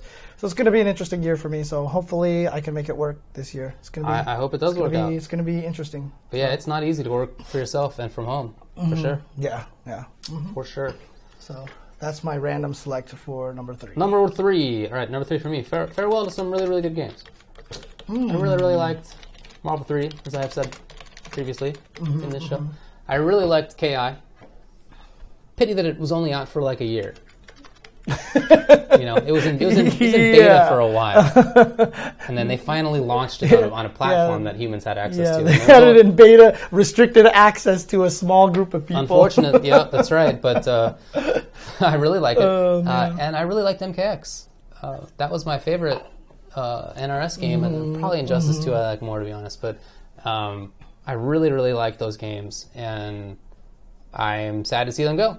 And it's kind of a bummer to me because I feel like KI has the potential to last for quite a long time. Right. If there weren't a bunch of other games, then I think it really, really could. Marvel 3, but for MVCI coming out, people would still be playing it. Yeah. And MKX, but for Injustice 2 coming out, people would still... In fact, there still is kind of a scene for MKX. They've actually done an all right job this time. Yeah. The weirdest part about the Marvel one, too, is I feel like the Marvel community is in a crappy position because I feel like they should absolutely keep playing Marvel 3.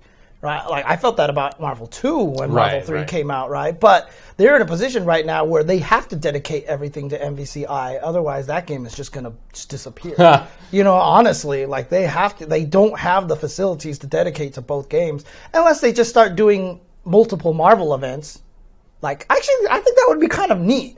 It would be very Make cool. an event with Marvel 2, 3, and 4, and hell, put an MVC1. Yeah, I was just going to say put Marvel an X-Men 1 versus Street Fighter. Just do it. Let's just do it.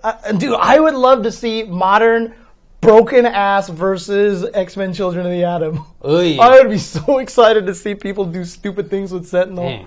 Sentinel had a freaking almost a dive kick in Coda. He would jump in the down and heavy. He would just do this, and he would spin around and just fall. And that thing had like the most ridiculous priority. Yeah, Okay. He had like the most ridiculous priority on that thing, dude. But like, I would love to see an all. Dude, that's actually kind of a sick idea. All right, James. Well, you know, pitch it. In any case, okay. Oh yeah, there's versus tournament in Ohio coming up. That's basically doing just that. Thank you to 645. Really? Nice. That is pretty cool, dude. Let's do it. 645. Let's do it. All right. Yeah. So anyway, kind of a bummer to see those games go. I don't know what to be done about that. Probably just I don't know. Just how it is, I guess. Okay. My second random select award is just basically 2018 is going to be nuts. Okay. 2018 is going to be ridiculous. Soul Calibur 6 yes. announced. Under Night and Birth is going to get buried. Obviously, Dragon Ball Fighters. Teenage Mutant Ninja Turtles are getting added to Injustice. BlazBlue Cross Tag. AE. Which is already looking pretty crazy. Looks much from better. The double SO sessions. Dude, the combos actually look fun. Some of them look cool, actually. Did you see that Problem X combo? You know I did, buddy. Oh, God. I saw that, and I was like, ugh! Like, I got hyped, you know? Like, 2018 is either going to be the greatest year for the FGC or the worst. So I don't think it can possibly be the worst. I don't think it can possibly be the worst because we're in a different position. But I having been a person who has lived through the original Dark Ages, which was caused by too many games, and it just splintered the community so much that it really we can kind of see it already, which is my game's awesome, your game sucks, right? That happened a lot back then. Yes, it did. And that's kind of what kind of caused the initial downward swing of the fighting game community, is because there were so many games, and it was like, if I'm good at this game that fewer people play, then I don't need to play your games because I win in this game. So obviously this game is more strategic because I'm winning in this one and nobody else can beat me. And you kind of have that situation. Now, the thing about it is the fighting game community back then was this big. The fighting game community now is this big. Yeah. So the chances of that happening are very small. So you're right. It's probably like a very small chance that it could be the worst year, but man, for those people who love fighting games and want to play everything. Ooh, yeah, you gotta make choices. Oh man, I already had a hard enough time. Dude, I just tweeted out yesterday about how bad my Manat sucks. Right, I played her on ranked. I dropped all the way to Ultra Silver again because I just kept losing. I was like, man, my Manat sucks. What's wrong? I can't get her. And then a lot of people were like, oh, you know, keep sticking at her or whatever. And then I just started thinking about it. I was like, that's the third time I've ever played her on rank. Like in the span of over a month, and I'm sad that I'm doing bad with Manat. Yeah, it's like this is the third time I played. Yeah, I should be doing bad. Yeah. That's absolute, and it's just because I just don't have time to play this thing, you know. And so this next year is going to be a lot harder, dude. It's going to be a lot harder. You got to make choices. Like for example, Ether9K says Eunice is low key one of the best fighters, but y'all will sleep. I loved Under Night, man. Dude. He and I played the game a lot. There was one point in time. We went to Wednesday night fights or whatever, Thursday. Dude, I got second place one time at Under Night. You went more than I did, yeah. I even, who was it? I only lost to Breaker Dave, who just like destroyed me. But like, I got second place. Yeah, really, really good games for sure. Mm-hmm. But unlikely that they will be able to keep up with the likes of some of the others. Yeah, there was one point in time where the Tuesday show, we found a way to mention Under Night and Birth every week. That's true. Yeah, we were like, blah, blah, blah. Like Under Night and Birth, which is a great game. Play the game. Like, we love the game. And I say that it's going to get buried with a very heavy heart. Yeah, because I hope it doesn't happen. It's honestly one of the biggest problems of the game is just the crazy release. Obviously, it's very telling right now that one of the best ways to make a fighting game succeed is to release it worldwide at the same time.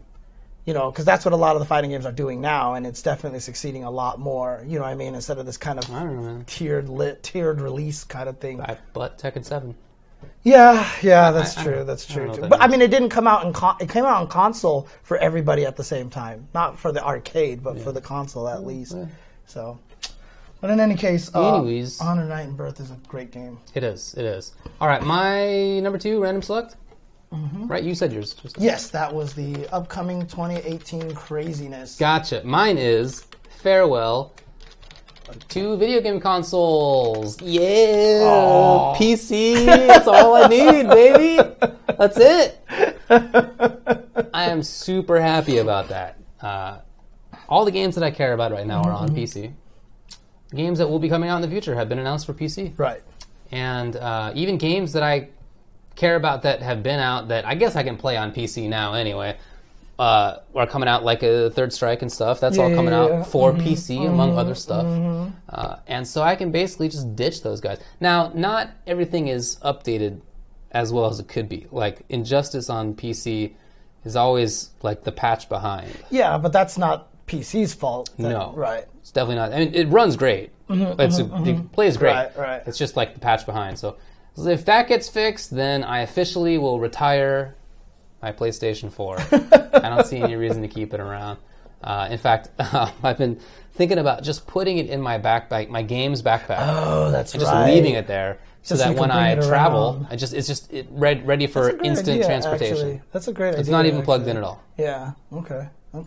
I still don't play games on my PC. I'm very happy. It's crazy. I don't understand it. But I will tell you one thing, though. This is completely outside of the scope of everything, just a funny story about PS4. My friend visited for Christmas, my best friend from up north, and he brought with him his PlayStation VR headset. Oh, so I actually got to try the PlayStation VR headset, and that was a very interesting experience. Was it weird? After having played it, I can almost confidently say that VR is not the future. Okay. Because there will be people like me. Oh. Okay, I put on the headset to play some Gran Turismo. Yeah. I drove the car straight. I took a turn. I took it off. You just couldn't do it. I couldn't do it. I almost died. Did it feel bad? I mean, what was what I discovered that is the weirdest problem for me is that when I take a turn, I expect G-forces to do this. Like if I turn this way, I expect to be pulled this way. Oh. When you are not pulled that way, what it feels like is someone is actually pushing you. It's weird. Because you're not moving, so you feel like there's another force preventing you from doing that. And my brain just went, nope. And I was like, I'm about to puke. And I took the headset off. And then we also played a game called, we played Paranormal Activity, which is you just walk through a house. Yeah. And keep in mind, the effect is amazing. Like, you're in this house and you just feel like you are in this house. It is crazy, right? But, it's weird. Even in that, I'm not driving. I just want to walk forward. Yeah. And I don't feel myself walking forward. So I feel like someone's pushing me in the opposite direction. So I start leaning to compensate. I almost fell over because I was leaning. And it took me a while to get used to it. I was eventually playing it, but it was really weird. Interesting. It was really weird. But I will say I also played Battlefront 1, which is a Star Wars game. And they have one VR mission where you're sitting in an X-Wing. Coolest thing. It was the coolest thing. I'm not even going to lie. Because they even made fake legs and a hand that's controlling a thing for you that's based on how you're moving the joystick. But you're looking around and there's buttons everywhere. Yeah, right. And I was like, my friend Jason didn't even know you could hit all the buttons. I just started hitting him and a little targeting mechanic came out. Like the almost there tracking thing. What do you mean you were hitting them? You mean like you were reaching out in physical space and So if you stare at the button... And then you can hit a button and it counts as you pressing that button. If you focus on that button, and then you can make the foils go up and down. And when you're, I don't know, it was the immersion is ridiculous. It is pretty ridiculous, I'm gonna say. And then I started playing it, and then I swerved around a Star Destroyer, and I got so sick. I got so sick. Do you think that you could power through it? Is that possible? I think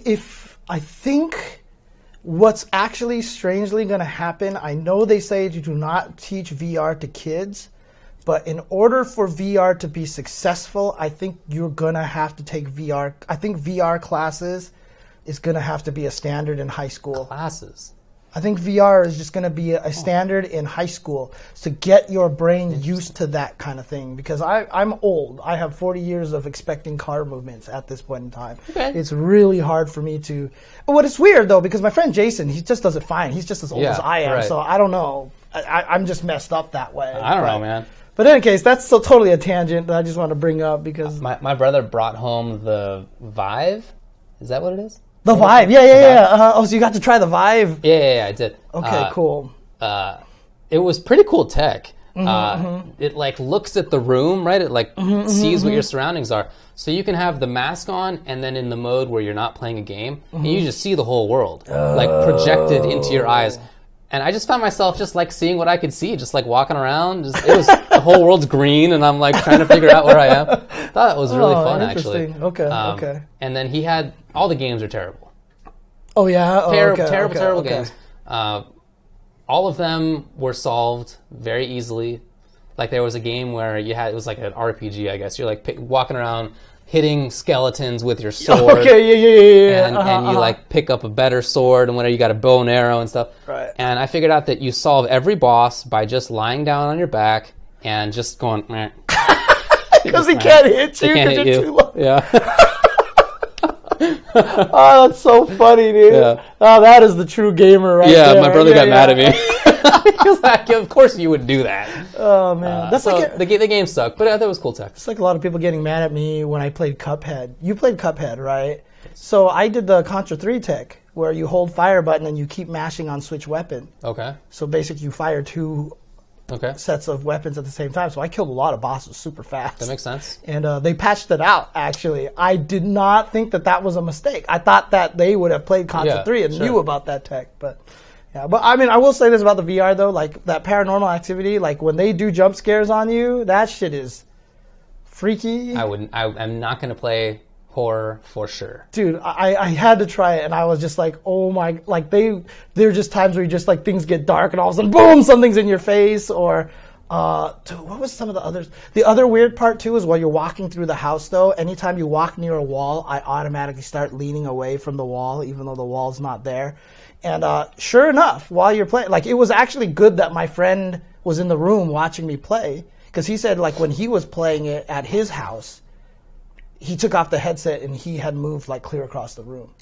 Like you don't even notice where you're moving. You move so far away from everything because of weird natural. You think you're only rotating in one space. So. Yeah. But yeah. Anyway, sorry, I totally tangented it. Super tangent. All right, what do you got for? I think number one on random select. Number one on random select. So that your number one was Farewell to Consoles. That was my number two. That was your number two. Oops, I had it written as Consoles die. Okay, yours was number Dead. 2. Sorry about that. I have all the numbers wrong. See This is super confusing. So my number one random select, also a personal thing for me, was learning Tekken 7. Oh, yeah. That was probably my happiest accomplishment of the year. Like, even with this esports thing that I'm doing or whatever like that. But actually sitting down and learning Tekken 7 has been such a joy. And such, I mean, I get salty, obviously I get mad, that's what happens when you play fighting games, but it has literally been probably one of the coolest things for me that I understand this game. It was great learning to play a new game like that, and I really felt like I started getting it. I really, really honestly feel like I get it. As bad as I am at the game right now, a lot of it I feel like is just, one, my movement sucks, which is super important, and two, it's just character unfamiliarity, but like a lot of the things that are going on in the game, I'm understanding. There's a lot of confusing things in the game that I still have a lot more to work on, but like, I don't know, I had so much fun with it. I really, really did, and it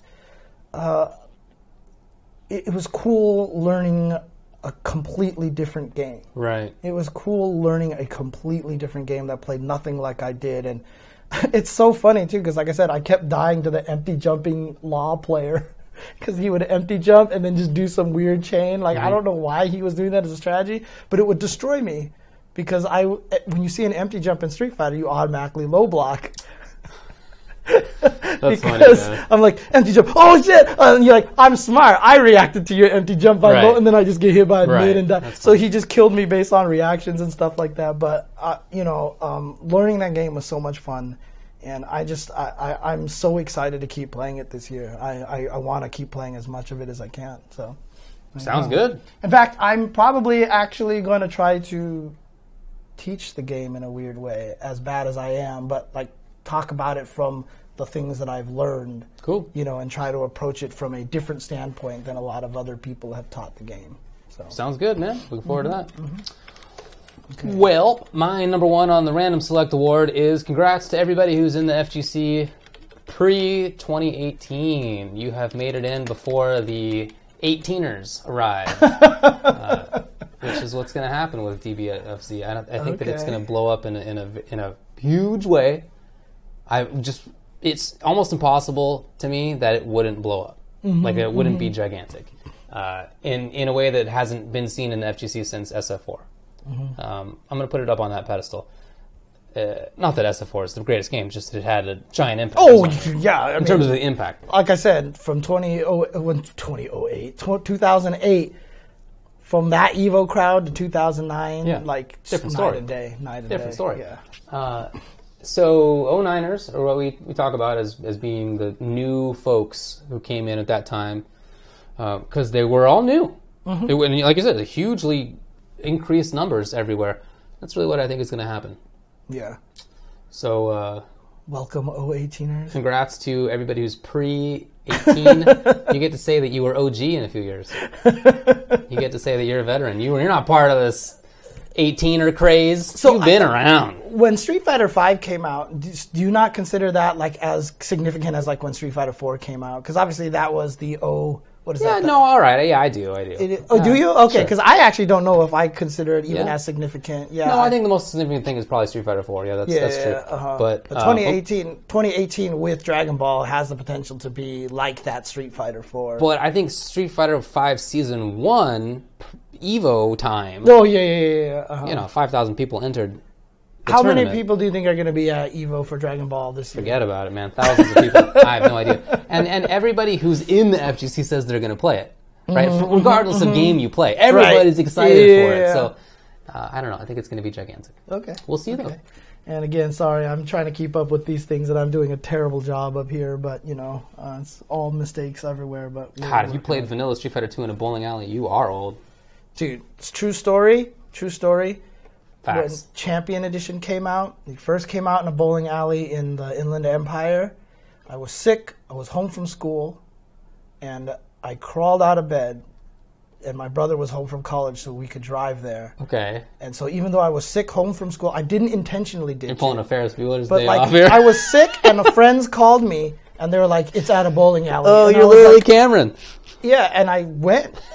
And when I went there was one machine, and everybody who was from that area was there. Yeah. Like, everybody was there. You ended up having a great time. And it was the most ridiculous When you came back, you accidentally crashed your dad's car. Yeah, and I had to drive it back. I was driving it backwards. You never seen Ferris Bueller's Day No, Off? I was about to say, I was driving it backwards, reversing the mileage, and then I kicked it, and it went through the window. And Got it. There you go. James Chen's Day Off. Well, shake it on, baby. All right. Okay, Okay. Yeah, you got a bunch of people sick. Probably did. So it was worth it. So now we're going to do worst. Worst. Oh, worst of 2017. It could be anything. Anything that you want. So could be a person. Could be an event. Could be a concept. Anything. What did you think was bad this year? People. Number 3. What sucked? Of what sucked. I thought there were a bunch of things that I could choose from in this category, but the category is horrible drops that are things you're going to think about when you're 90 years old. And I picked Hochi Focus dropping the combo on Nemo. Oh, no. Just the worst brain fart ever. He's done that combo 10,000 times, and he didn't do it, and then he lost, and then he lost again to be eliminated from the tournament. Meanwhile, Nemo went on to make 4th place overall, right? Yes. At Capcom Cup. We all saw it. It was broadcast internationally. Was it 4th or was it even 3rd? Or was he 3rd place? I think it was 3rd. He was up there, whatever it was. Yeah. That could have been prevented if Hochi Focus had not dropped the combo. Yeah. And he will think about that for the rest of his life. Hopefully not. I'm sure he will. Because I have seen players crumble from that kind of thing. And I'm not even talking about FGC members. I'm talking about Nick Anderson free throws here, okay? Like, Nick Anderson missed 4 free throws to send a game into overtime for the Orlando Magic, and he was like an 80% free throw shooter. And the next year, he was like a 40% free throw shooter, and it just never came back. Never came back, and he was just done after that. So things like that can really get to you. So, oh man, bummer. Yeah, he dropped it. All right. Anyway, what's your pick? I had trouble picking. Weirdly enough, I had trouble thinking of stuff, but then I just remembered one I feel like you've been crapping on 2017 this whole time. Yeah, I know, which is weird. But like, I've been crapping on it more as in terms of like not as everything's been bad. Like everything's been stagnant kind of a thing, you know, away. But what I'm actually going to put as number 3 was the Abigail reveal. Oh, boy. Yeah. Because Evo was a cornucopia of amazing announcements. Fantastic day. Fantastic day. We got Geese. Yes. We got Blaze Blue cross tag battle. Yes. Amazing. We even got we had some cool Dragon Ball Fighters characters. And then at Capcom's turn for Street Fighter V, they're like, here's Abigail. Everyone's like, what the? Dude. It was a mystifying moment. And it was so confusing. So mystifying that after Top 8 had completed, everybody stayed because they were so confident there was going to be another trailer or something. Like everyone was just kind of waiting for it, and nothing happened. And so what's really bad about that too is that Abigail's actually super cool. Honestly, he's one of my favorite fighting game characters in recent times. Yeah, I really like him. I'm surprised at how much I've turned out liking him. I think he's awesome. I really do. The fact that trailer not only had the mess up with that he was beefed out the entire time. Graphical glitch. Yeah, like there was just so many. Like it was just done in such a way that you just didn't get they really should have let him play out the dancing or the finger guns. You know, all these things. There was so much they could have did to like make the character seem so much cooler. So, like it made me really like I just saw him. I was like, this is the worst character ever. You know, after the reveal was there. Yeah, sure. A lot of I was in the stands for that, and although I've seen video now where people seem like they're going, whoa, yeah, whoa. I can tell you that was not how it was in our little corner of the woods. Yeah. There was just confusion. Yeah, I mean, I can understand if people hate that character, especially from playing against him. Oh, gameplay. If you don't play as him, he is super obnoxious. Yeah, but also, he's a polarizing design. I think I like him a lot. I can see a lot of people would hate him. I thought the coolest thing that we heard was that when we were at First Attack, someone's like, "My kids love this character because he's like a Shrek. Like he's the first kind of like." Weirdly like cartoony kind of big goofball character, and I thought that was kind of an interesting take on it. That's true. I hadn't even thought about it that way. So that's true. Yeah, the Juggernaut mod actually is really sick. Oh, is there a Juggernaut mod on the PC? Nice. Yeah. Hey, cool. PC man. Oh, that's where they got to make the Jack mod. Someone's need to make Jack 7 mod on the PC. There you go. Would be cool. Perfect. So. All right. What do you got? Wait, no, is it me? Yeah, it's number 3 for you now. No, I did my number 3. It was so now it's your number. Pochi dropping. That's right. So now it's your number 2. Okay. My number 2 is Marvel vs. Capcom Infinite's graphics. I find the game very fun. I play it a lot. I think it's really interesting. I like that it has the crazy crap. I think the unblockable is sick, James. I love it. Have you done it? Have you pulled it off yet? No, I haven't. Okay. But I have lariated through people trying to do it, and that's a blast. So I like having strong consequences in that kind of game, and that's it. So anyway, I like the gameplay is the point. But man, the graphics are bad. Now they were worse originally, right? Chun face. They were worse. Chris face. Oh my god, boy. But even still, the characters look gross. The Infinity Storms are just, if you're colorblind, just give it up. There's just no chance at all. And the character select screen is like the first time I can ever think of when a character select actually bled over one side or the other. Can you even think of that ever happening? Who would do that? But there it is. Put them below or something, right? Like, I don't know. There must be some better option. I know, right? Hey, there it is. So that sucks. It's very unfortunate. Of course, that's a big part of why the game had a poor opening. Yes. Especially, as you were saying, in conjunction with Dragon Ball being announced at the same time, which is the most gorgeous game ever. The contrast is obvious. So, that's bad news. Unfortunate. Mm-hmm. Yeah, I mean, I'm going to even kick it up a notch. Okay. Right? Because my number 2 actually is MVCI presentation. Okay, that may be a better way to put it. Yeah, because I think it's even just beyond the graphics. Okay. I think it's beyond the graphics, too, because honestly, the game is ugly, right? But, you know, I had a talk about this with just my friend, great game designer out there, and we were just talking about all the problems the game had. The game, I mean, the way that I describe it, a long time ago, I visited my friend in Berkeley. He took me to a mall, and he was like, you want to see the saddest toy store ever in the world? And we went to this mall, and it's like the shelves were kind of empty. The lighting was really dark. There was this weird, sad feel to it. Okay. And that's what MVCI is, really, honestly. Like, you just watch it, and it just looks depressing because the colors are not popping. Everything feels washed out. The graphics aren't good. The hit sparks. Do you remember when Marvel 3 came out? Everyone was like, what the hell's wrong with these hit sparks? They're gigantic. Huge, they block the view and everything. After we played it, you just don't even notice it anymore. But it's cool looking. It really was cool looking. Dude, pay attention to the hit sparks in MVCI next time. Okay. It's the saddest hit sparks ever. It's just like everywhere, right? The menu is terrible. Like, you go look at the menu, they just look like debug menus that they never properly filled out. Yes. You know, just everything about the music is not exciting. Even like my friend that I was talking to, he's like, you activate Space Dome, and it's not exciting. Right. Like, there's a box around the guy. And it's like, it's a big moment. It should be like, here we go. Like, here's the Infinity Storm. But like, it's just not presented well. Like the audiovisual side doesn't make it clear. Yeah. Everything that I've ever said about Injustice is true about MVCI, but even more. Like, even more so, honestly. Like, the game and it's hard to watch. When you watch it, characters are switching all over the place, and it's like really hard to keep track. And then, you know, giant chaotic flame is going over here. The other guy's blocking, and then the guy mixes them up. Not only can the player not see what the mix-up is, which is part of the gameplay, but we can't see what happens. So the players watching can't see what happens, so we don't know what the cool mix-up was. And then, so you're just watching it, and you're like, well, he couldn't block, and he died. Like, can you imagine if Marvel had a viewer mode where the outline of the character was there 100% of the time?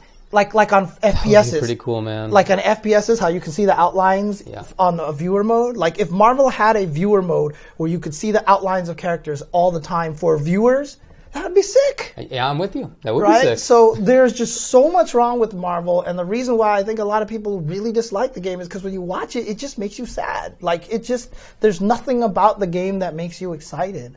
And so I just... Audio-visually. Yeah, audio-visually. The gameplay is ridiculous. If you can follow it, and again, I love the gameplay. Yeah. I love the game, but I will 100% acknowledge the fact that the game really, really just failed on the presentation side of things. Sounds right to me. And it's just, even when you go into the menus, like I said, you feel depressed as you're going through everything. You know what I mean? There's nothing about it that feels exciting. Like, the menus, like when you did this shit, like transition, Spider-Man, Hulk, you know, and stuff like that. Nope. It's just the saddest menu in the world, so... We're going to be tag team partners? Interesting. Tagger.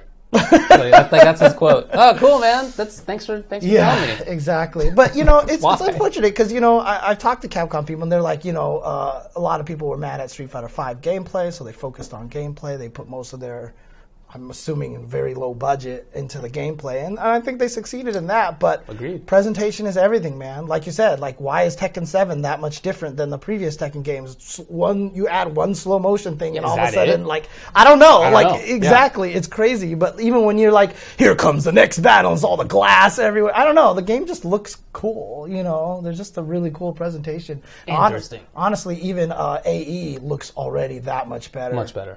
Like, I'm already just more hyped watching the Versus screen. Even the menu screen in training mode, which they were showing earlier today, even that looks better. Right. It really does. It's everything. Yeah, exactly. Presentation makes such a difference, and I don't want anybody to ever, you know, say graphics don't matter anymore, because it's just not true. It's not true. Look, it doesn't matter that much to me, but I understand that it matters in general. Yeah. Right? Like, I don't care about it, but I know that it matters to other people, so it matters. Yes. Mm-hmm.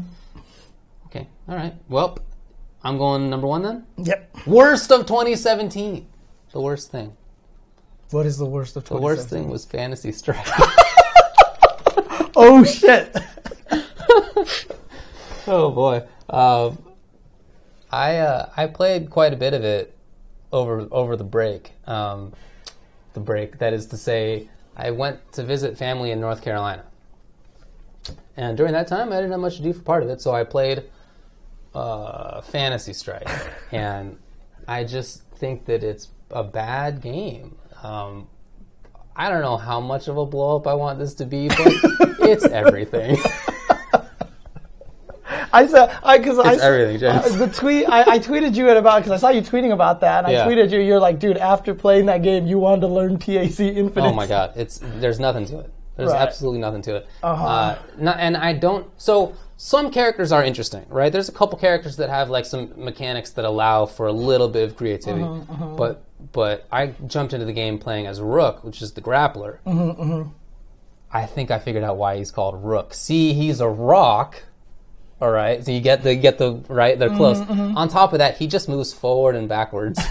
There's nothing else about him. It's just a rook. It's very simple. It's simplistic. It's not just simple. I just feel like there's very little to it, and it is. It is so much a rip on moves and ideas. Yeah, that's right. And they're rebranded mostly, but like for example, when I was trying out one of the characters, I literally looked at what his. You have 3 normal attacks, right? There's 3 normal attacks. Okay. That's it. And I looked at the 3, and I knew he was a Guile Nash character. I knew he had Sonic Boom. Right. I knew he had Flash Kick. Like because you see the moves, and you're like, well, yep, there's Guile Back Fist, got it. Boy. Jeez. You can stop now if you want. You can just stop now. I only got one more thing. Okay. And it's a little bit positive. If you know and have played fighting games and you recognize where the things are ripped from and you've played more complex games, I think then there's nothing for you in it. Right. But if you're somebody who's newer, then I think that there can be things for you. I think it can be an intro. Except with the exception that no other game doesn't have overhead low mix-ups. Right. Because you were saying that no other game has don't do anything at all and you'll counter stuff. Like there's. You said like when you were playing the Guile versus Zangief match, like there was just one point in time that he was throwing Sonic Booms and you were nullifying them, and there was just basically nothing else to do. Like there was no reason to not keep doing that. Some people said that I should have done slide head. Yes, slide head. Okay. It's an air. You do it from the air, but It's slide head. Yeah. Right. Yeah. So you should do slide head, and I was thinking, like if I need to get in, then I should do that. But if we're even on life, why do I do that? Because then I have to block the boom. Right. Yeah. And I don't have any walk speed. I have like a little command dash special move that moves me forward a little bit, but I have now taken damage in a way that I'm not sure I can really make up. So I don't know. Okay. There might be a little bit more complexity than that. I might have given it some short shrift, but I really think that there's very little. Okay. Okay. Ooh, hey. Okay.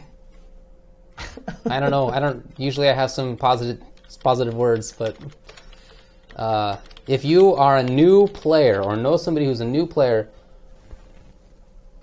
again, that doesn't have Rook's standing normal is a sweep. It's Zangief sweep. But there's no high-low. Right. Why did they bother animating it like that? Why? I don't. All right, let's move on. Move on. My number one, and this is kind of funny saying this as number one after that last one. My number one is negativity. Well, all right.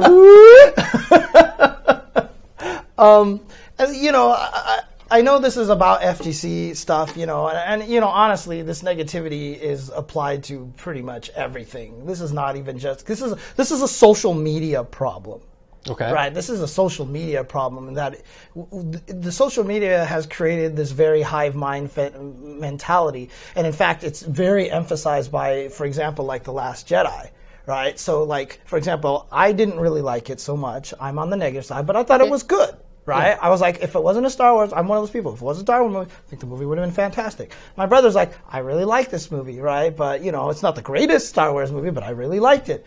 The two of us talk about it, we start arguing, and then you start reading all the things on there, and then, like, someone praises it, you're like, yeah, this guy's right. Or you see someone talk shit about it, and you're like, that guy's right. And eventually your opinion just starts to drift. Yeah, okay. To the polar opposites. Now, like, whereas I didn't even dislike the movie, now I'm like, this is garbage, you know, like, you know, it gets that way. And so a lot of that has happened because of social media, and I feel like that's affecting a lot of fighting games right now. You know what I mean? There's a lot of people with a negativity out there, and I know, you know, I said this in my New Year's resolution, or my New Year's post as well on Twitter.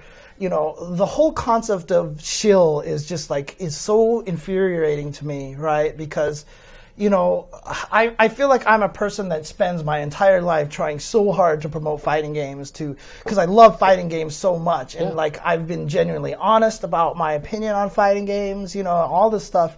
And then everyone out there, every time I'm like, oh, I like MVCI, everyone's like, you're a shill, you're a shill. I've been called a shill like maybe once a week, right, on social media, right? Anytime I say anything remotely positive about MVCI, it's like shill, you know? And it's like that, it's that same thing, right? It's, you just get polar opposited, you get pushed to these opposites, and it's frustrating. I've spent this year more talking about like how great Tekken is. Yeah. About how great Injustice is, about how great Guilty Gear is, and no one's ever called me a shill for any of those games. Right. As soon as I say anything positive about MVCI, it's like, you're a shill. People still in the chat are insisting that all the people who said good things about Marvel during the beta and when it came out are part of some shill squad or something like that, right? Like, these people are literally enjoying the game. And there was even a thread where someone was just like, I like this game much better than MVC3 because, you know, I hate X Factor. X Factor's the stupidest thing. And this game, you know, a lot of people are like, it's weird because your mindset is messed up because you're like, I hate that this game rewards unsafe stuff. And I'm like, maybe you should reevaluate what counts as unsafe in the game. Bam. Right? It's just a completely different game. There's different ways to punish things. You know what I mean? And I just feel like that there's so much good about this game, but every time you say anything good about it, you know, and I just spent the last section talking so much shit about this game too, right? But at the same time, I think that the game is fun. And I literally enjoy the game, and the negativity right now, the fact that everybody, if somebody likes something that you don't like, you have to come up with an excuse why they like it. You know what I mean? It can't just be because they enjoy it. It has to be because they're getting paid to do it, or they're forced to do it, or something. I don't know what makes people think that there's a budget that could pay people. Yeah. MVCI seems like it's the game that has the kind of budget. Yeah. I literally had someone tell me, and I'm sorry, apologies if I'm calling you out on social media, but he just literally was telling me, he was like, Street Fighter V and MVCI are both garbage. Nobody likes them, and that is a fact. Like, he was arguing me with that. Like, nobody likes Street Fighter V. And I was like, that's not true at all. I was like, people like MVCI. Right? And he was like, nope. Like, everyone hates it. Like, you, like, nope. I was trying to say that's an opinion, but he's like, no, because like this is stupid, that's stupid, that's stupid, so that proves it's a fact. And I'm like, what do you not understand about fact? You know, like, fact. Yeah, it's crazy to me. Webster says. And basically he implied that everybody who said anything positive of the game is forced to. Like, those are literally his words, that they're forced to like the game. Well, that's inaccurate. Yeah, and this kind of negativity is really frustrating to me. But I felt like it was even more prevalent this year than ever before, you know, and it's kind of frustrating. And maybe it is because it is one of the first times that a Capcom game has received this kind of negativity. And so, you know, being a predominant Capcom head, you know, it feels different because people have been shitting on games before. But even stuff like KOF, like, I spent the beginning of the year being like, give KOF a chance. Don't worry about the graphics and stuff like that. And I think the graphics are better now, you know. But everyone's like, well, if you're saying don't care about the graphics in MVCI, why didn't you say that about KOF? Because I was like, because I did. You know, but people want to hear what they want to hear. So, any case, the negativity I felt like this year was just, it was so overbearing. It makes it tough. Makes it tough sometimes to want to keep doing that, especially because I honestly, you know, really do love this community. I love fighting games, and I want to see it grow. And to have people basically, you know, doubt my intentions is really rough. It's hard to take a lot of the time. I hear you, Bubs. I hear you. Yeah. So that's my number one worst. You know what I'm looking forward to? What's that? Gonna happen is when Dragon Ball FighterZ comes out, and some people say X and Y is too good. It's cheap. They're only losing because it's cheap. And if it wasn't like that, if the game was about footsies, then they'd be doing fantastically. And yet, right now, they're very much looking forward to it. There's that cycle. The cycle will occur. Yeah. Oh, yes. And it's going to be interesting, too, because I wonder how much the Xenoverse crowd out there is going to cry about this game. You know, like, if they're going to be so loud that it's going to be a problem. I hope not. And that's why, like I say... I definitely don't care. Yeah, well, I mean, that's the thing, is, like, they're going to be the people who are going to inflate a lot of the numbers, right? So, like, what I'm hoping for... Sure. That's why I even made the plea to people, like, if you run into these guys online and you blow them up or whatever... Yeah. And, like, don't rub it in their face. Don't be like a purposeful butthole, but I also...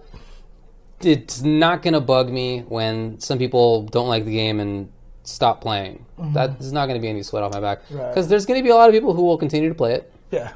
That's fine. It's cool. Yeah.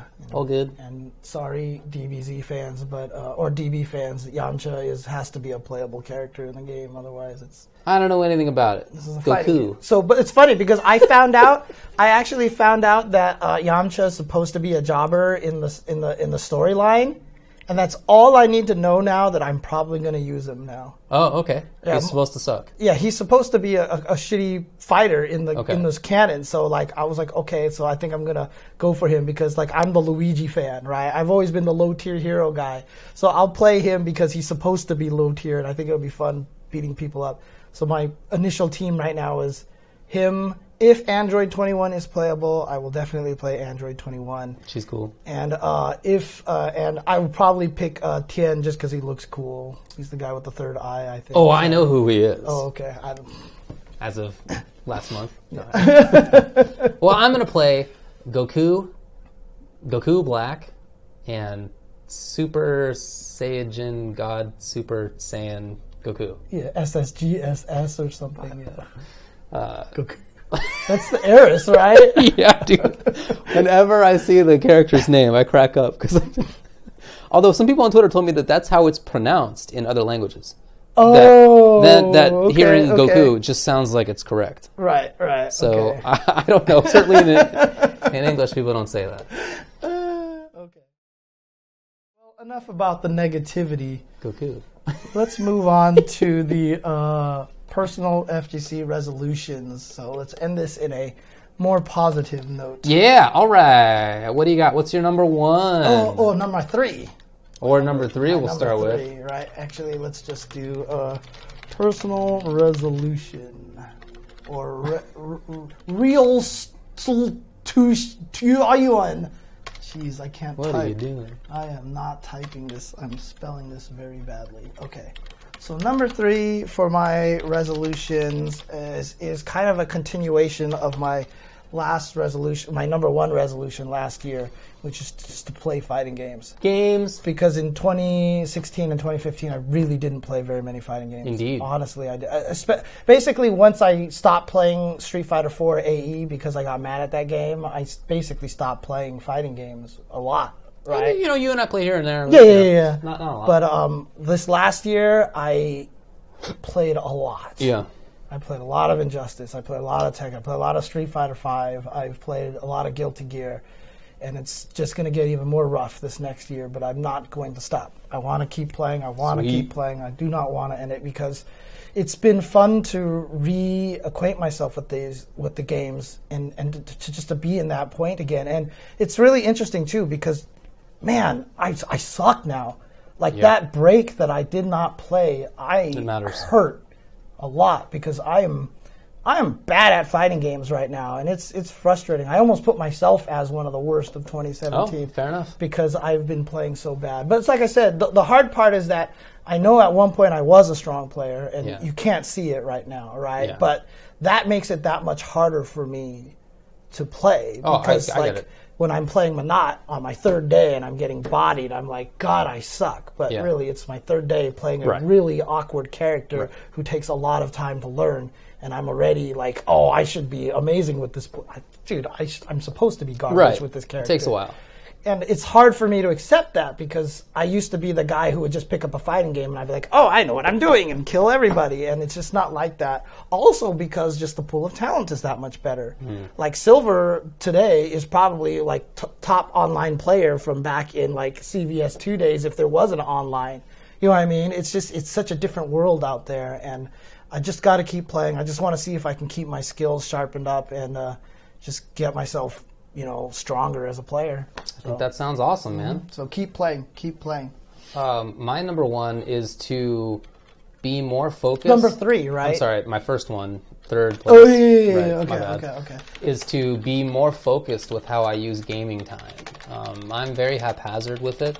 I find that I overdo it sometimes. You know, working from home and working for myself means that I can work whenever and play video games whenever. Sometimes I do a lot more of the second than I should. Right.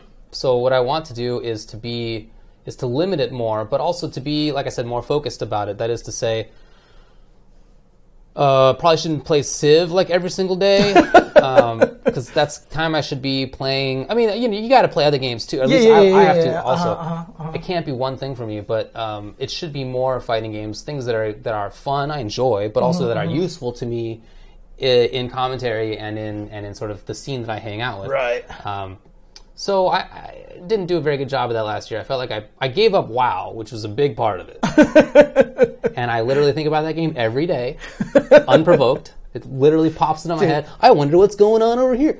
I'd be the same way if I stopped playing FFRK. Like that's my WoW right now. I hear you, man. Yeah, I'm like. But I did give it up. So you know, I'm working on it, but I got a lot more to do. I didn't play Street Fighter V very much in the second half of the last. Well, that's not true. I played almost none of it since Injustice 2 came out. Right. Then when Abigail came out, I played a crap load. Oh, that's right. Yeah, played a lot of it, and then my PSN account got hacked. Oh, I don't know if I ever told you about this, but my PSN account got hacked in like September or October, more or less. I think you mentioned this. Yeah. And so I had to start a new guy. On the PSN, and I didn't play Street Fighter V until like 2 days ago. During that whole time, and so I decided, all right, fine, I'm gonna get back into this thing. So I had to start out at like 600,000th place, right? Like I'm starting from absolutely nothing. Right. Yeah. Anyway, I had 46 wins in a row, and then I lost once, and then now I'm in gold in like 2 days. So it's funny too because I don't have any of the DLC. I played Monat 3 times online, like maybe 2 weeks before Capcom Cup. Previous to that, I had not played Street Fighter V online for 6 months. Like I had just been playing everything else. So that's even more reason why it's stupid for me to even think that I should still be decent at Street Fighter V right now. I literally have played 3 days in the past like 6 to 7 months. There you go. And you know, it's ridiculous. Hey, that's more than some commentators have. Bam! Truth. Wow. Yeah, I mean, you know, like when you're getting 46 wins in a row at the start, like it's like the guy who just bought the game is in like 600,000th place also. You know, you're just beating up a bunch of jobbers with silver. It's just not even worth my time, honestly. They need to fix the whole online system. When you play a new character... I just zoomed through it. When you play a new character, you need to have a separate point thing. Well, if I'm getting 40 wins in a row, and then also that please. Too. Right, also that at the same time. If you do win that many times, you should gain that many more points faster as you keep winning. Like the longer your streak goes, the more you should get. But, you know, maybe people are worried about, like, you know, playing against, like, trying to connect to only friends or something like that. But whatever. It's silly because then that ruins the experience for the other bad players. Because then anyone who comes in new is just going to blow you up. And you'd be like, how did I get destroyed by this other bronze player so badly? Right. And the other bronze player is Ultra David. You know, like, it's just like... happened. Right. To a lot of people. It sucks, dude. It sucks. Now, what I really liked KI's system where you, like, test into it. That was awesome. They have a proficiency placement test. Yes, there was a placement test, and the maximum you could get was just below the like very top. I think Pillar was the top if I recall correctly, and you can get tested into like Master or whatever is just below. And then you got to earn yourself into the final one. But it was a really good system. Yeah, that is smart. That's absolutely what they need to do. So. I was just trying to rag on him, and it doesn't matter that much to me. What's that? What? I'm just being a jerk about playing silver players, and it doesn't matter. Just was trying to be a jerk, but anyway. Okay. My number 2 resolution is probably the most generic resolution ever in the history of the world. Eat better, exercise. Health. Really? Yeah, oh man, I told you. You eat better, exercise. I'm getting them. I'm getting the James calls tonight. Yeah, I'm basically. I just need to do a lot better with that. I've actually lost a lot of weight in the last year. Indeed. I've even looked at pictures of me from like 2016, like from one Brooklyn beatdown to the next, and I'm like, ooh, I can actually tell the difference. But I just need to do more. I need to do more, especially as a personality that's going to be on camera and stuff like that. You know, and if I want to do more camera work and stuff like that, I've got to try to do my job basically and try to be healthier. It's going to be tough because obviously I'm a soda fiend and I love myself some food. I just love food, but you know, I definitely want to see if I can exercise at least a little bit more.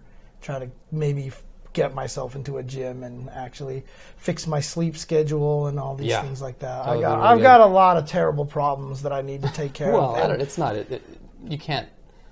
I don't know about that phrasing. Okay, it's not. Okay, you're not in such a bad spot. Yeah, for sure. But dude, like Co-op Cup ruined me. Oh yeah. Like that was good. I usually go to sleep at like maybe 5 o'clock, but like after Co-op Cup, I've been falling asleep at like 7 a.m. and stuff like that. It's been terrible. So gnarly.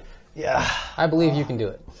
My favorite soda is Pepsi, so that's the one that I basically feast on all day. That is my number 1 soda, and it's so what I'm forcing myself doing right now, they sell like those little small cans in the store. Yeah. So I'm buying nothing but small cans. Okay. So basically when I drink it, it's smaller, and they're also far more expensive too in terms of amount that you're getting for it. Sure. And so if I drink it fast, I'm spending a lot of money, which is bad. So that's kind of a motivation for me to drink them less. Okay. So I'm just like doing all these weird things to try to get me to drink less soda. So we'll see what happens. I hope it works out.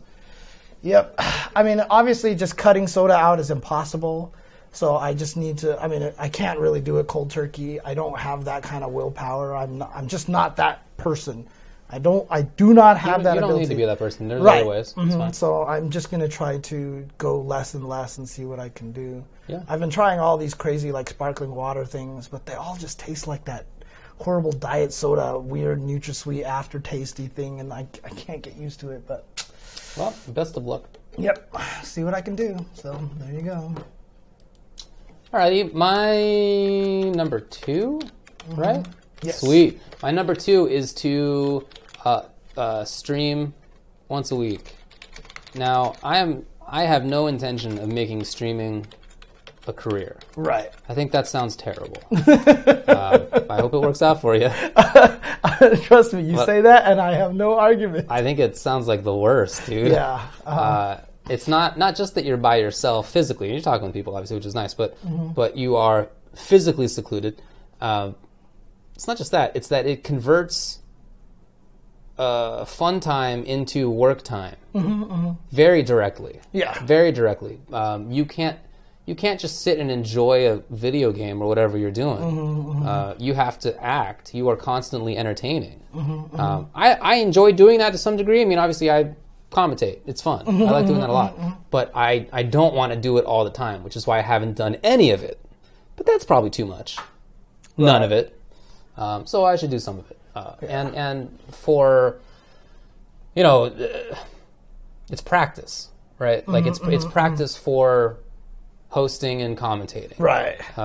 It's that's all I want it to be. I want to hang out with people on the internet and sort of practice commentating. If I'm not, there's a lobby and I'm not playing at the time, I'm commentating. Like I think there's a lot of practice in it. So that's something that I want to do more often.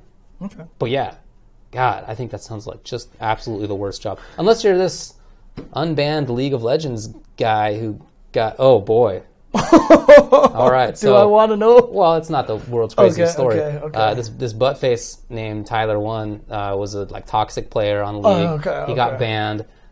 Yada yada yada. He gets unbanned, and yesterday had a stream that had 300,000 people watching simultaneously. Just because he was back, basically? 300,000 people. Yeah, and, whatever, snowballing. There were literally 2 subs per second. Are you serious? Per second for a while. So, all right, if you're making whatever, you're making $1 million doing it. All right, you're willing to put up with some downsides, understood. But that's for almost nobody. Almost nobody. Almost everybody I know who's trying to make streaming either a job or like significant income. It's not working. Right. Almost nobody. Some people, it's a supplement, right? But almost nobody does it as a career, and I think that I wouldn't want to do it. If you enjoy it, like I know Flo loves it, I know Eris loves it. Other people love it too, and it's working out for them. I think that's super great. But man, I want to do it as practice and to hang out. So let's do that. Okay, cool. Well, in the irony department, my #1 resolution is to stream more. Okay.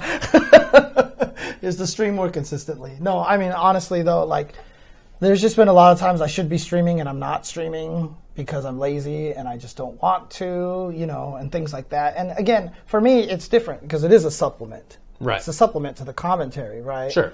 But it is something that I do want to do more of. And honestly, when I'm streaming the random games, it's kind of when I have the most fun.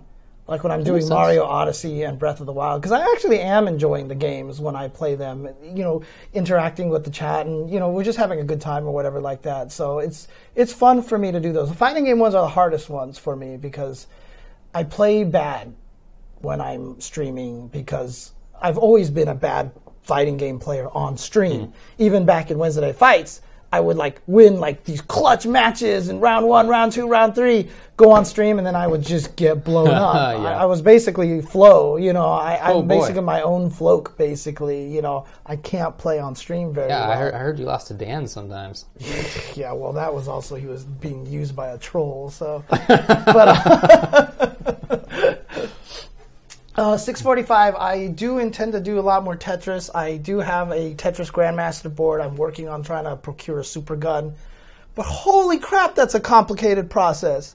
Like, now that I'm in it, is way more complex than I ever thought it was going to be. Like, I thought you just get a super gun and you just do this and whatever, and it's all good. But, there's one group that does make a super gun that's kind of plug-and-play-ish a little bit, but it's a lot of money. And then some people there was talks about some bad power problems with it and things like that. So, dude, it's rough. But I definitely want to get some Grandmaster Tetris the Grandmaster. I want to see if I can get myself to Grandmaster level in that game. So, but when I'm playing Mario and I was playing Zelda, dude, Mario, oh god. So I beat Mario Odyssey last night. Yeah. And so for anybody who's played the game knows exactly what I mean when I say that. But God, that game is so good. Yeah, it's really fun. Oh my god, this game is so good. Like just the stuff that happened yesterday was like.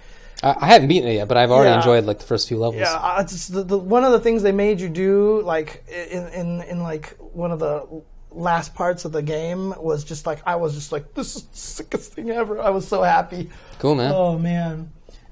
Does anyone have a super gun they want to sell? I see Nick Cage buy my super gun. Maybe I will. Hey, later, Tubo. Dude, if anybody has a super gun they don't use and that's all set up and is considering selling it or something like that, just message me on Twitter, DM me, right? Just let me know. I'm totally down to listen to to some offers and stuff like that. So speaking of streaming, Tubo, a good buddy of mine, he has tried to do that, and I'll tell you, I was really into Undertale, right? Oh, yeah. Really like that game. And then Tubo was going to play it on stream, and I was like, you shouldn't do that. It's just enjoy it yourself. If you have to perform while you're playing it, it's not going to matter. And that is exactly what happened. He played it, but he had to be perforing simultaneously, and you just it's not getting through. I felt that has made me sad ever since. I don't think I've ever told him that. Yeah, there's actually some games that I won't play on stream because I know that kind of situation and I want to enjoy that game on my own. There are definitely games like that, but Mario, is that me that's doing that? I think it is. I'm shaking my leg and I'm hearing click, click, click, click, click, click, click. So, but Mario and Zelda. Zelda's open world enough that like it's super entertaining to talk with people because you're literally just running around climbing walls all day, you know. But like, yeah, there are certain games that I probably won't play on stream because I just want to be able to enjoy it myself. Sounds right to me. Like that. But also, I have a lot of plans of doing a lot more fighting game stuff. I want to do a lot more educational stuff, a lot more history stuff. 30th anniversary is coming out, that collection, and I'm super excited about that because I just like one thing that I want to do. So you might want to follow on, you know, twitch.tv/jchensor. I'm going to go through every single one of those games on that before it comes out. So like sick. In a couple of weeks, I'm going to start, and I even did this. I was playing Street Fighter on MAME, Street Fighter 2 on MAME, and I was doing handcuffs, and I was doing guile resets and magic throws and stuff like that to see if I could still do them. Yeah. Because I want to do those things on stream. And, and I honestly want to just talk about what the mood of the games were. You know, like tell that story about Champion Edition, about the bowling alley, and how crazy it was, and then how eventually stupid the game turned out because Bison was the best character by far, and then Hyper Fighting, and then the reaction to Super, and then Super stopped playing. Like, I want to talk about like what the scene was like around each of those games and how the reception was and everything. You know, I just think it would be really cool to do a lot of things like that. So makes sense. I'm really excited to do a lot of those things this year. So I'm going to try to stream more. So if you ever see me, if I ever go like long term without streaming and I'm not traveling somewhere, definitely call me out on social media for that. But I will be doing a lot of stuff in January, surprisingly. So, you know. Oh yeah, are you going to be doing it? Yeah, yeah. There's a lot of things actually that that's going on in January. So definitely. You mean this month? This month, yeah. So cool. I might not be streaming all the time because I'm going to be busy. We will be at Go for Broke Winter Championships this coming weekend, which will be in Atlantic City, New Jersey. Check that out. Yes, we'll definitely be there for that. Apparently, it's half video game tournament and half rap concert. Yep, that's cool. Anyway, my number one. Yes. I've been working on this thing since August, and I finally built it. Oh, okay. Actually, the thing, I don't know, it's my little... Nice. You call it the split box? Split box. Nice. I like it. Got it. I realized the camera cannot see this, unfortunately. Here, I'll hold it up while you talk. Oh, that's cool. Got it. Oh, okay. That's fine. It stays up. So it's a hitbox, right, that I printed with wood, like laser cut wood printing on the internet, and it came as like a set of puzzle pieces that you pop out. They've already been sort of laser cut through, and I just glued them all together. And I ripped out the inside of an old TE stick. That's the guts here. But the cool thing is that it separates thusly with magnets. Woo! Yes. It's got magnets to keep it together. So it's a hitbox, but you can play as separate as you want, right? Well, about a foot and a half, I guess. And that's the hanging buttons is because this is a prototype and did not turn out as I wanted it to. So some of the stuff doesn't quite fit as it probably should. But the next version will. It's important to me because I'm trying to work on ergonomics. I have a bunch of neck and back and forearm and wrist issues. Probably more in the future. It's probably not an exhaustive list. So I got to take steps to sort of head it off the pass. But even the tops are attached by magnets, right? Yeah, the tops are also... Like you can just... Aha! No, I should do it like this. Okay. It's magnetized. Dang, that's so cool. Yeah. So the idea is that once it's fully operational, that you can, if I want to, I can just play with stick because I'll just magnet. Switch this. While the one has a stick, and I can sort of switch it in and out really, really easily. It's been awesome so far. Okay. I love lying down on my back, playing sort of just like in this position, right? With like whoa. So I'm lying down on the ground, right? And my head is up here, my back is all fully down. My hands are just like on the floor with a pillow. I got a pillow here. Yeah, okay, got a pillow here. And I got my hands on the floor though with these little guys on either side of my body. And you can play that way. I'm playing that way. Dude, it's like the Nintendo Switch stuff. Yeah, it's very much like the Switch.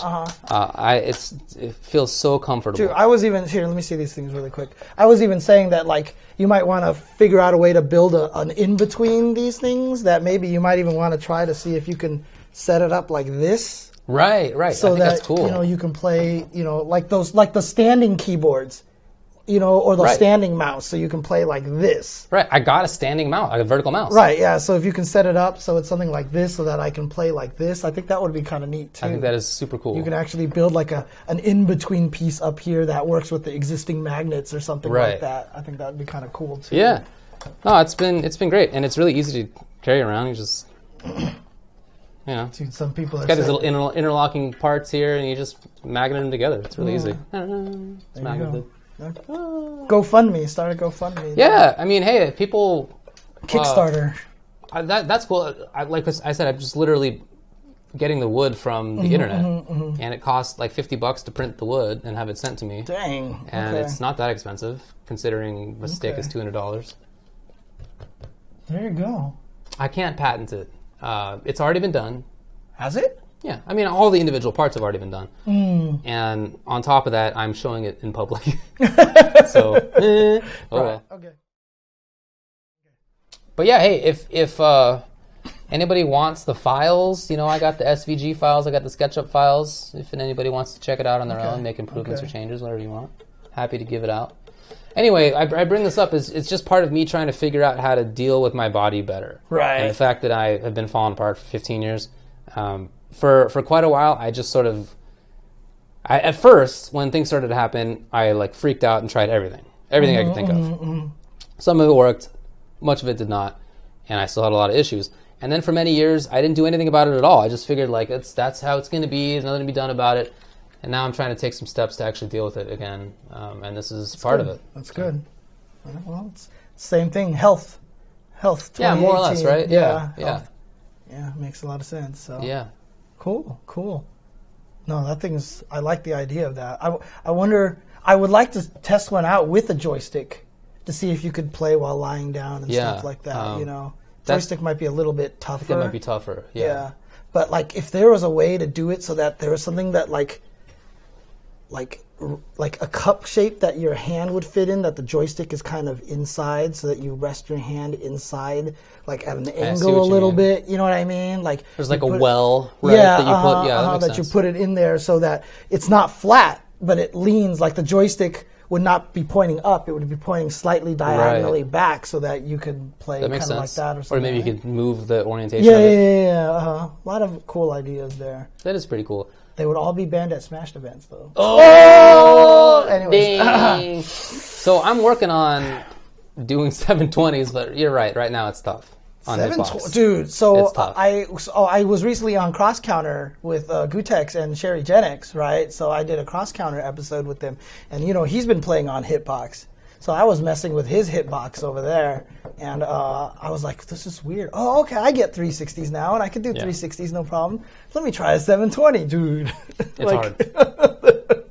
I could not do a 720 to save my life. So it's definitely doable, and I'm getting there, but it's not super easy. What happened to me, I have an impinged nerve in my neck that causes pain and loss of control in my hands and shoulders and arms. I have tearing rotator cuffs in both shoulders. I currently have tennis elbow, and I'm developing golf elbow. What the hell? Where did that? That's new. Where did that come from? Probably from too much of this. Oh, okay. Okay. And a lot of other similar stuff. The reason I had these guys earlier, my hands feel fine now, but I have Raynaud's disease, which is where you have less blood flow to your hands sometimes, and it gets really cold. Okay. There's a lot of stuff. So. Yeah. That's what I got to deal with, so I have to figure out ways to deal with it. Back has been killing me recently, but a lot of that comes from I sleep with a CPAP mask, and I know that causes a lot of problems.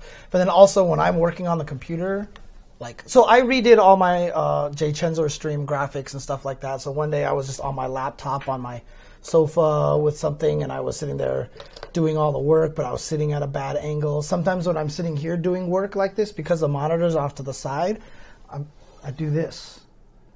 Yeah, bad angle. This kills my neck. I have to remember to literally slide this over, rotate my chair, and make sure that I do this. You know what I mean? Because sometimes I just forget, and I'll spend 3 hours doing Photoshop or editing videos this way. Yeah.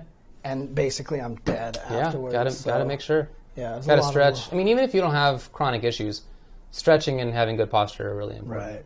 Mm-hmm. So, yeah, it's not going to be fatal stuff, but it's. I'm sure there's a genetic component to it. My mom has similar issues. My uncle has some issues as well.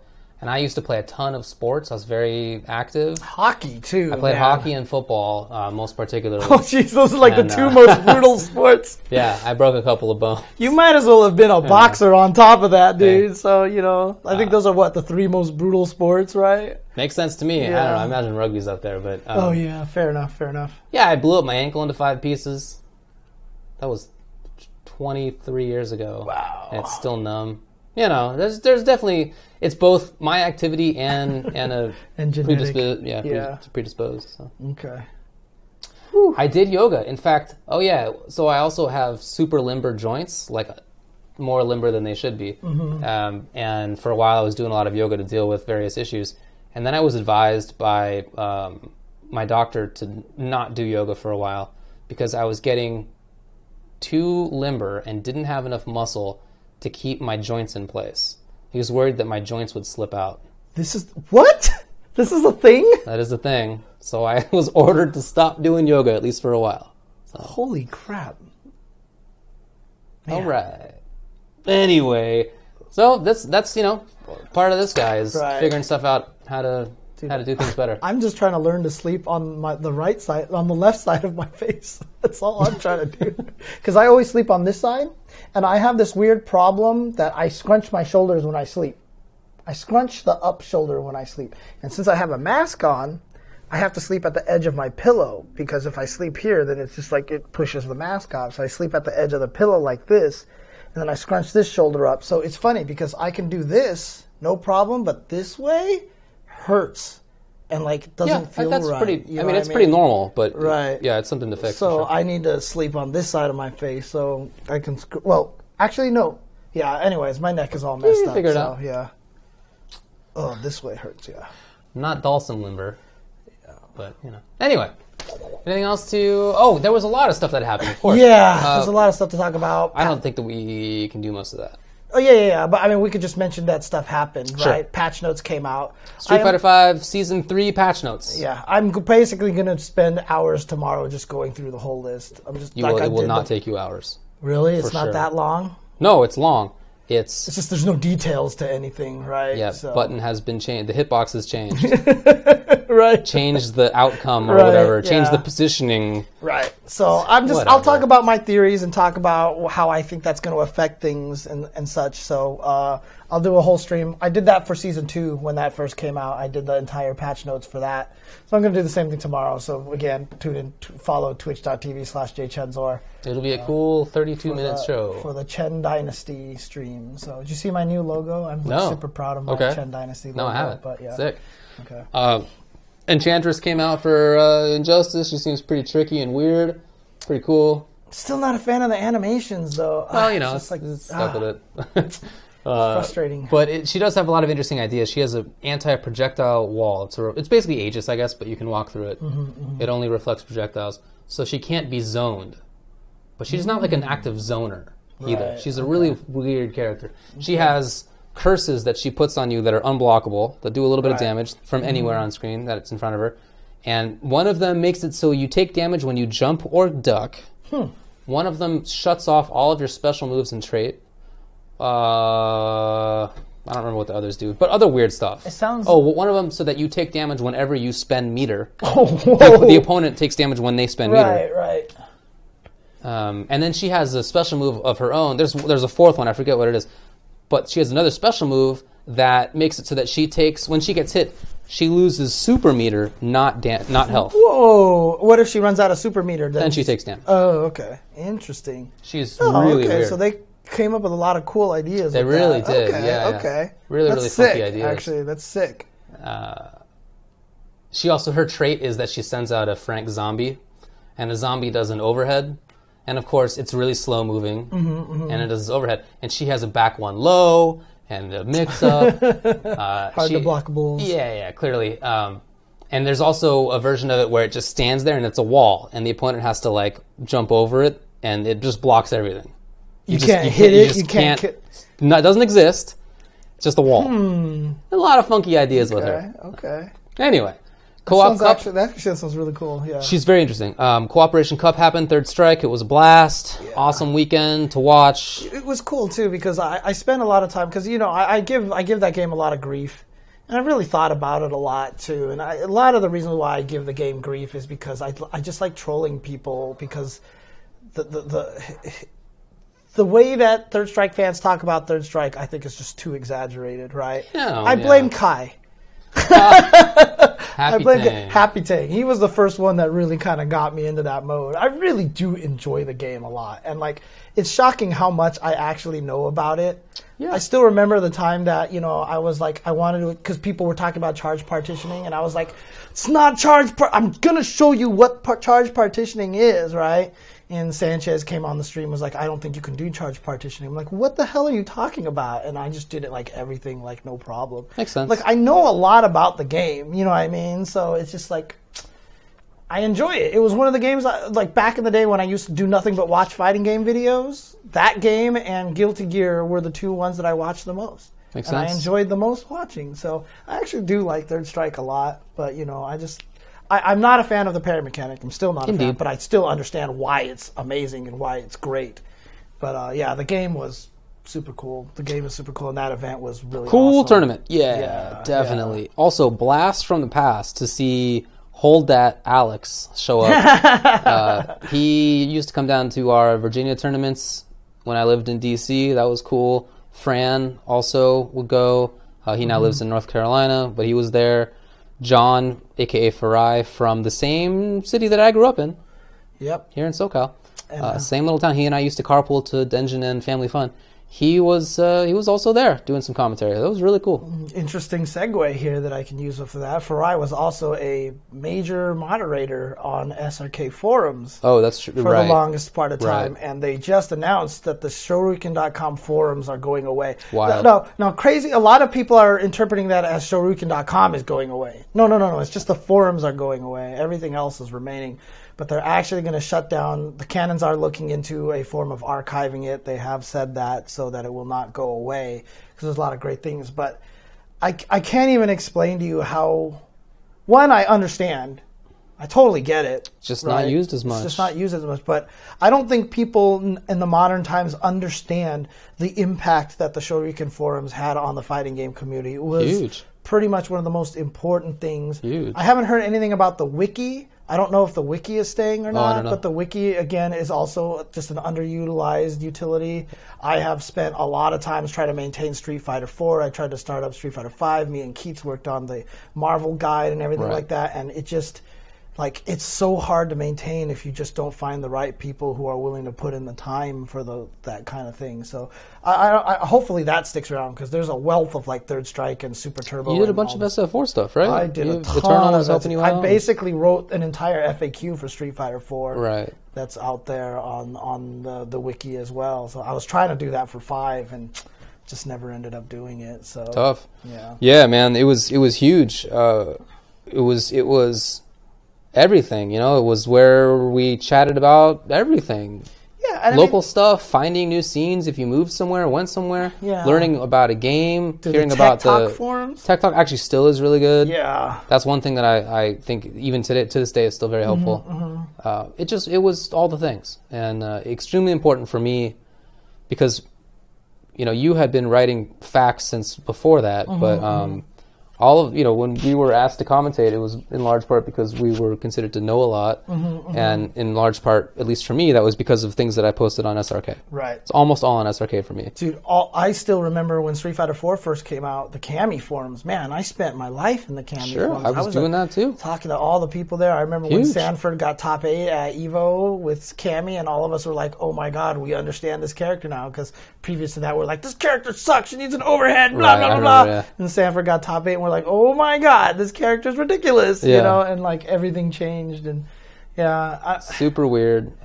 When I studied abroad a couple of times, I just posted on SRK, "Hey, I'm gonna be here. You guys want to hang?" Yup. And I met Parisians and Londoners, and it was Right. That was so cool. So cool. Yeah, and yeah, it's true. There was a lot of jerks on the SRK forums, but welcome to the internet. I mean, it's the same case right now. The jerks have not gone away, right? They're all still there. I gotta tell you, I think Discord is great for live chatting and pretty good for archiving some things, but it's not as good as a forum.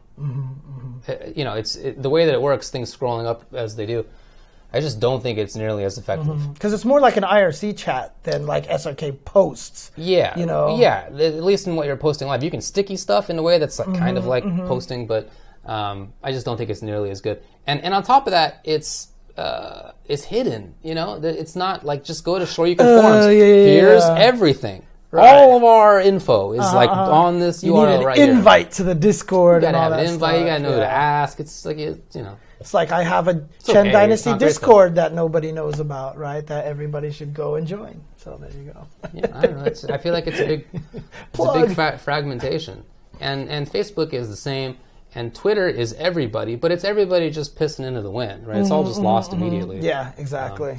Yeah, my bad, Dan. Dan understands how you feel. You know, all of our tech videos are just like tweets. Yeah, and then they're gone. Never see them again. Yeah, exactly. And this, like for example, a minor one is when I put up a tech video about how to deal with Firestorm in Injustice. You can block his puddle and then just always block Option Select Dash against the meter burn. I was watching War of the Gods, and this Firestorm player was doing really good work. And he was playing against somebody really good, Foxy Grandpa, I think. Foxy was getting hit by that all the time. Is there going to be a meter burn after or not? Like, that tech that I posted up is just totally lost. Right. It's not like the most important little piece, but it's just emblematic of how there used to be a spot. And you'd go and you'd see, okay, here's all the info we know, and that doesn't really exist anymore. So. Yeah, makes me sad. Bummer. But very, very hard to imagine that we'd go back to that. Right. I mean, it's funny, too, because I had talked about trying to have way... I came up with a really genius idea on how to maybe make SRK forums work again, but I'm going to keep that to myself. Okie doke.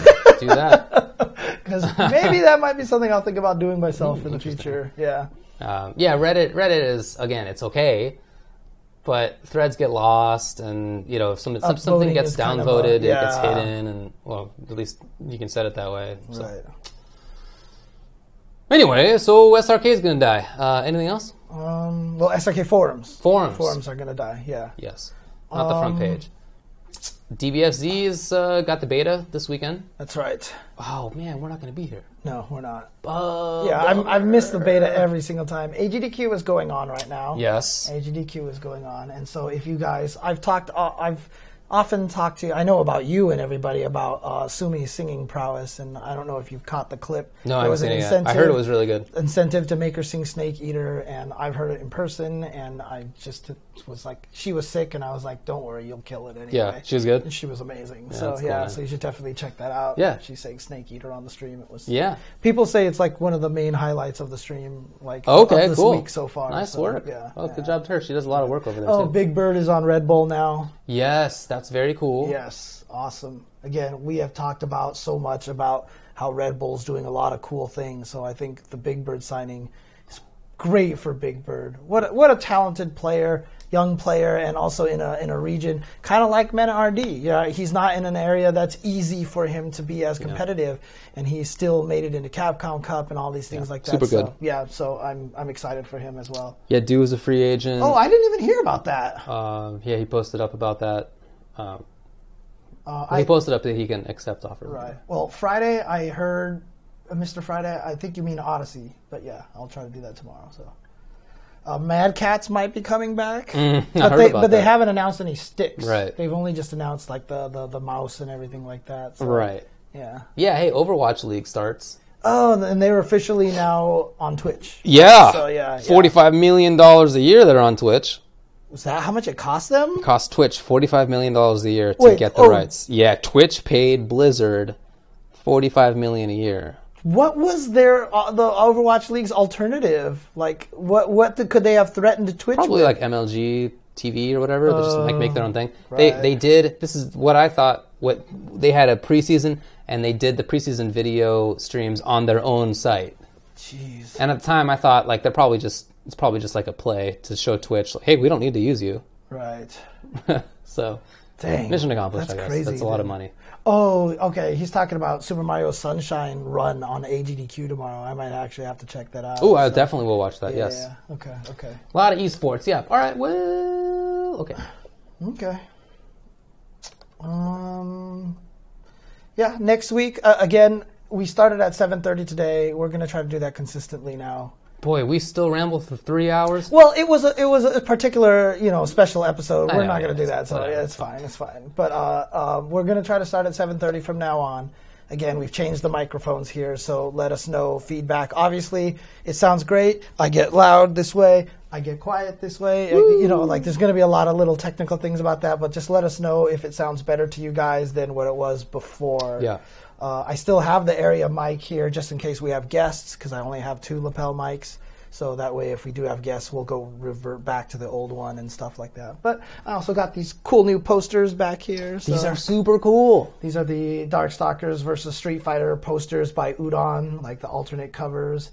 And so I have them here. The only sad part is that right behind my head, right here, Cammy is blocked by Felicia. But yep. She sure is. Lying over there. But those posters are super cool. So, very cool. It took me a while to put them up and everything like that because I had to buy the frames for them and I had to put the wire hanger things on them. And, dude, it took a lot of work to try to make sure that they were as level as possible and stuff. But I think I did a decent job. It looks great, man. It looks cool, so I'm super happy about it. So, alrighty. Yeah, KIT happened. It was pretty cool. It's always a good event. I think it's becoming an important event. They announced Kumite in Texas. Yep, Kumite in Texas. That's going to be in July. That's so right. It's going to be before EVO then. Men RD won Street Fighter, and Sonic Fox won Injustice, and Sonic Fox won Marvel? Who won Marvel? Right? I watched the whole thing. Now I don't remember. Sonic Fox won Marvel? I think so. Yeah. I think he did. Yeah. Also, Kumite in Punisher won Marvel. Punisher! No, that's right! With Sonic Fox in second place. Yeah, that's right. That's right. That's why I wanted to watch that, because he uses Hawkeye. Yeah. And I wanted to see what he was doing with Hawkeye. Yeah, he plays a good Hawkeye. Right. Yeah, the reason why I'm looking at David when I address the audience also is because I know I'm louder when I'm looking towards David because the Smart man. mic is over here too. But yeah, actually that's one of the things I'm going to do. So, you watch a lot of fighting game footage, archives and stuff like that. Yes. I don't do that enough. I don't watch enough of that, and I'm actually going to start streaming myself doing that. Cool, man. So that's going to be another series of things. So I'm actually going to watch, because Hawkeye won MVCI, King won Tekken, Lil Majin won Tekken. Yeah. And so I'm going to watch both of those on stream, and I'm going to analyze them. Not like, oh, this is what they're doing, but more like, what happened here? Oh, okay, this is interesting. Like, actually, it's watching it, be willing to rewind and do all the cool things like that. So, sorry if I keep plugging my stream here, but twitch.tv/jchensor. Do your thing. Follow it. So. Alrighty. Well, you want to skedaddle? Yep, I think we're good. We'll talk a lot more about stuff next week. For example, the patch. Well, the actual AE comes out on the 16th, which is next week. Next Tuesday, I guess. So I guess we'll have something to chat about. Yeah. Assuming it's out. All right, everybody. Thanks a lot for watching. Congrats again to Fantasy Strike for winning the Razzie. Oh man. Okay. All right. Peace out, guys. I don't bear any ill will. I just was disappointed.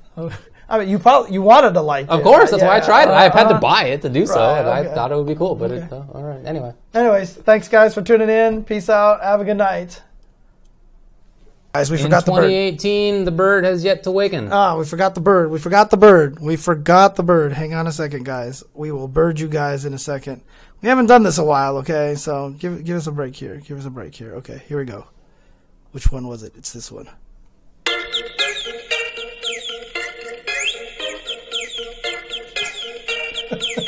Oh yeah, this is super important.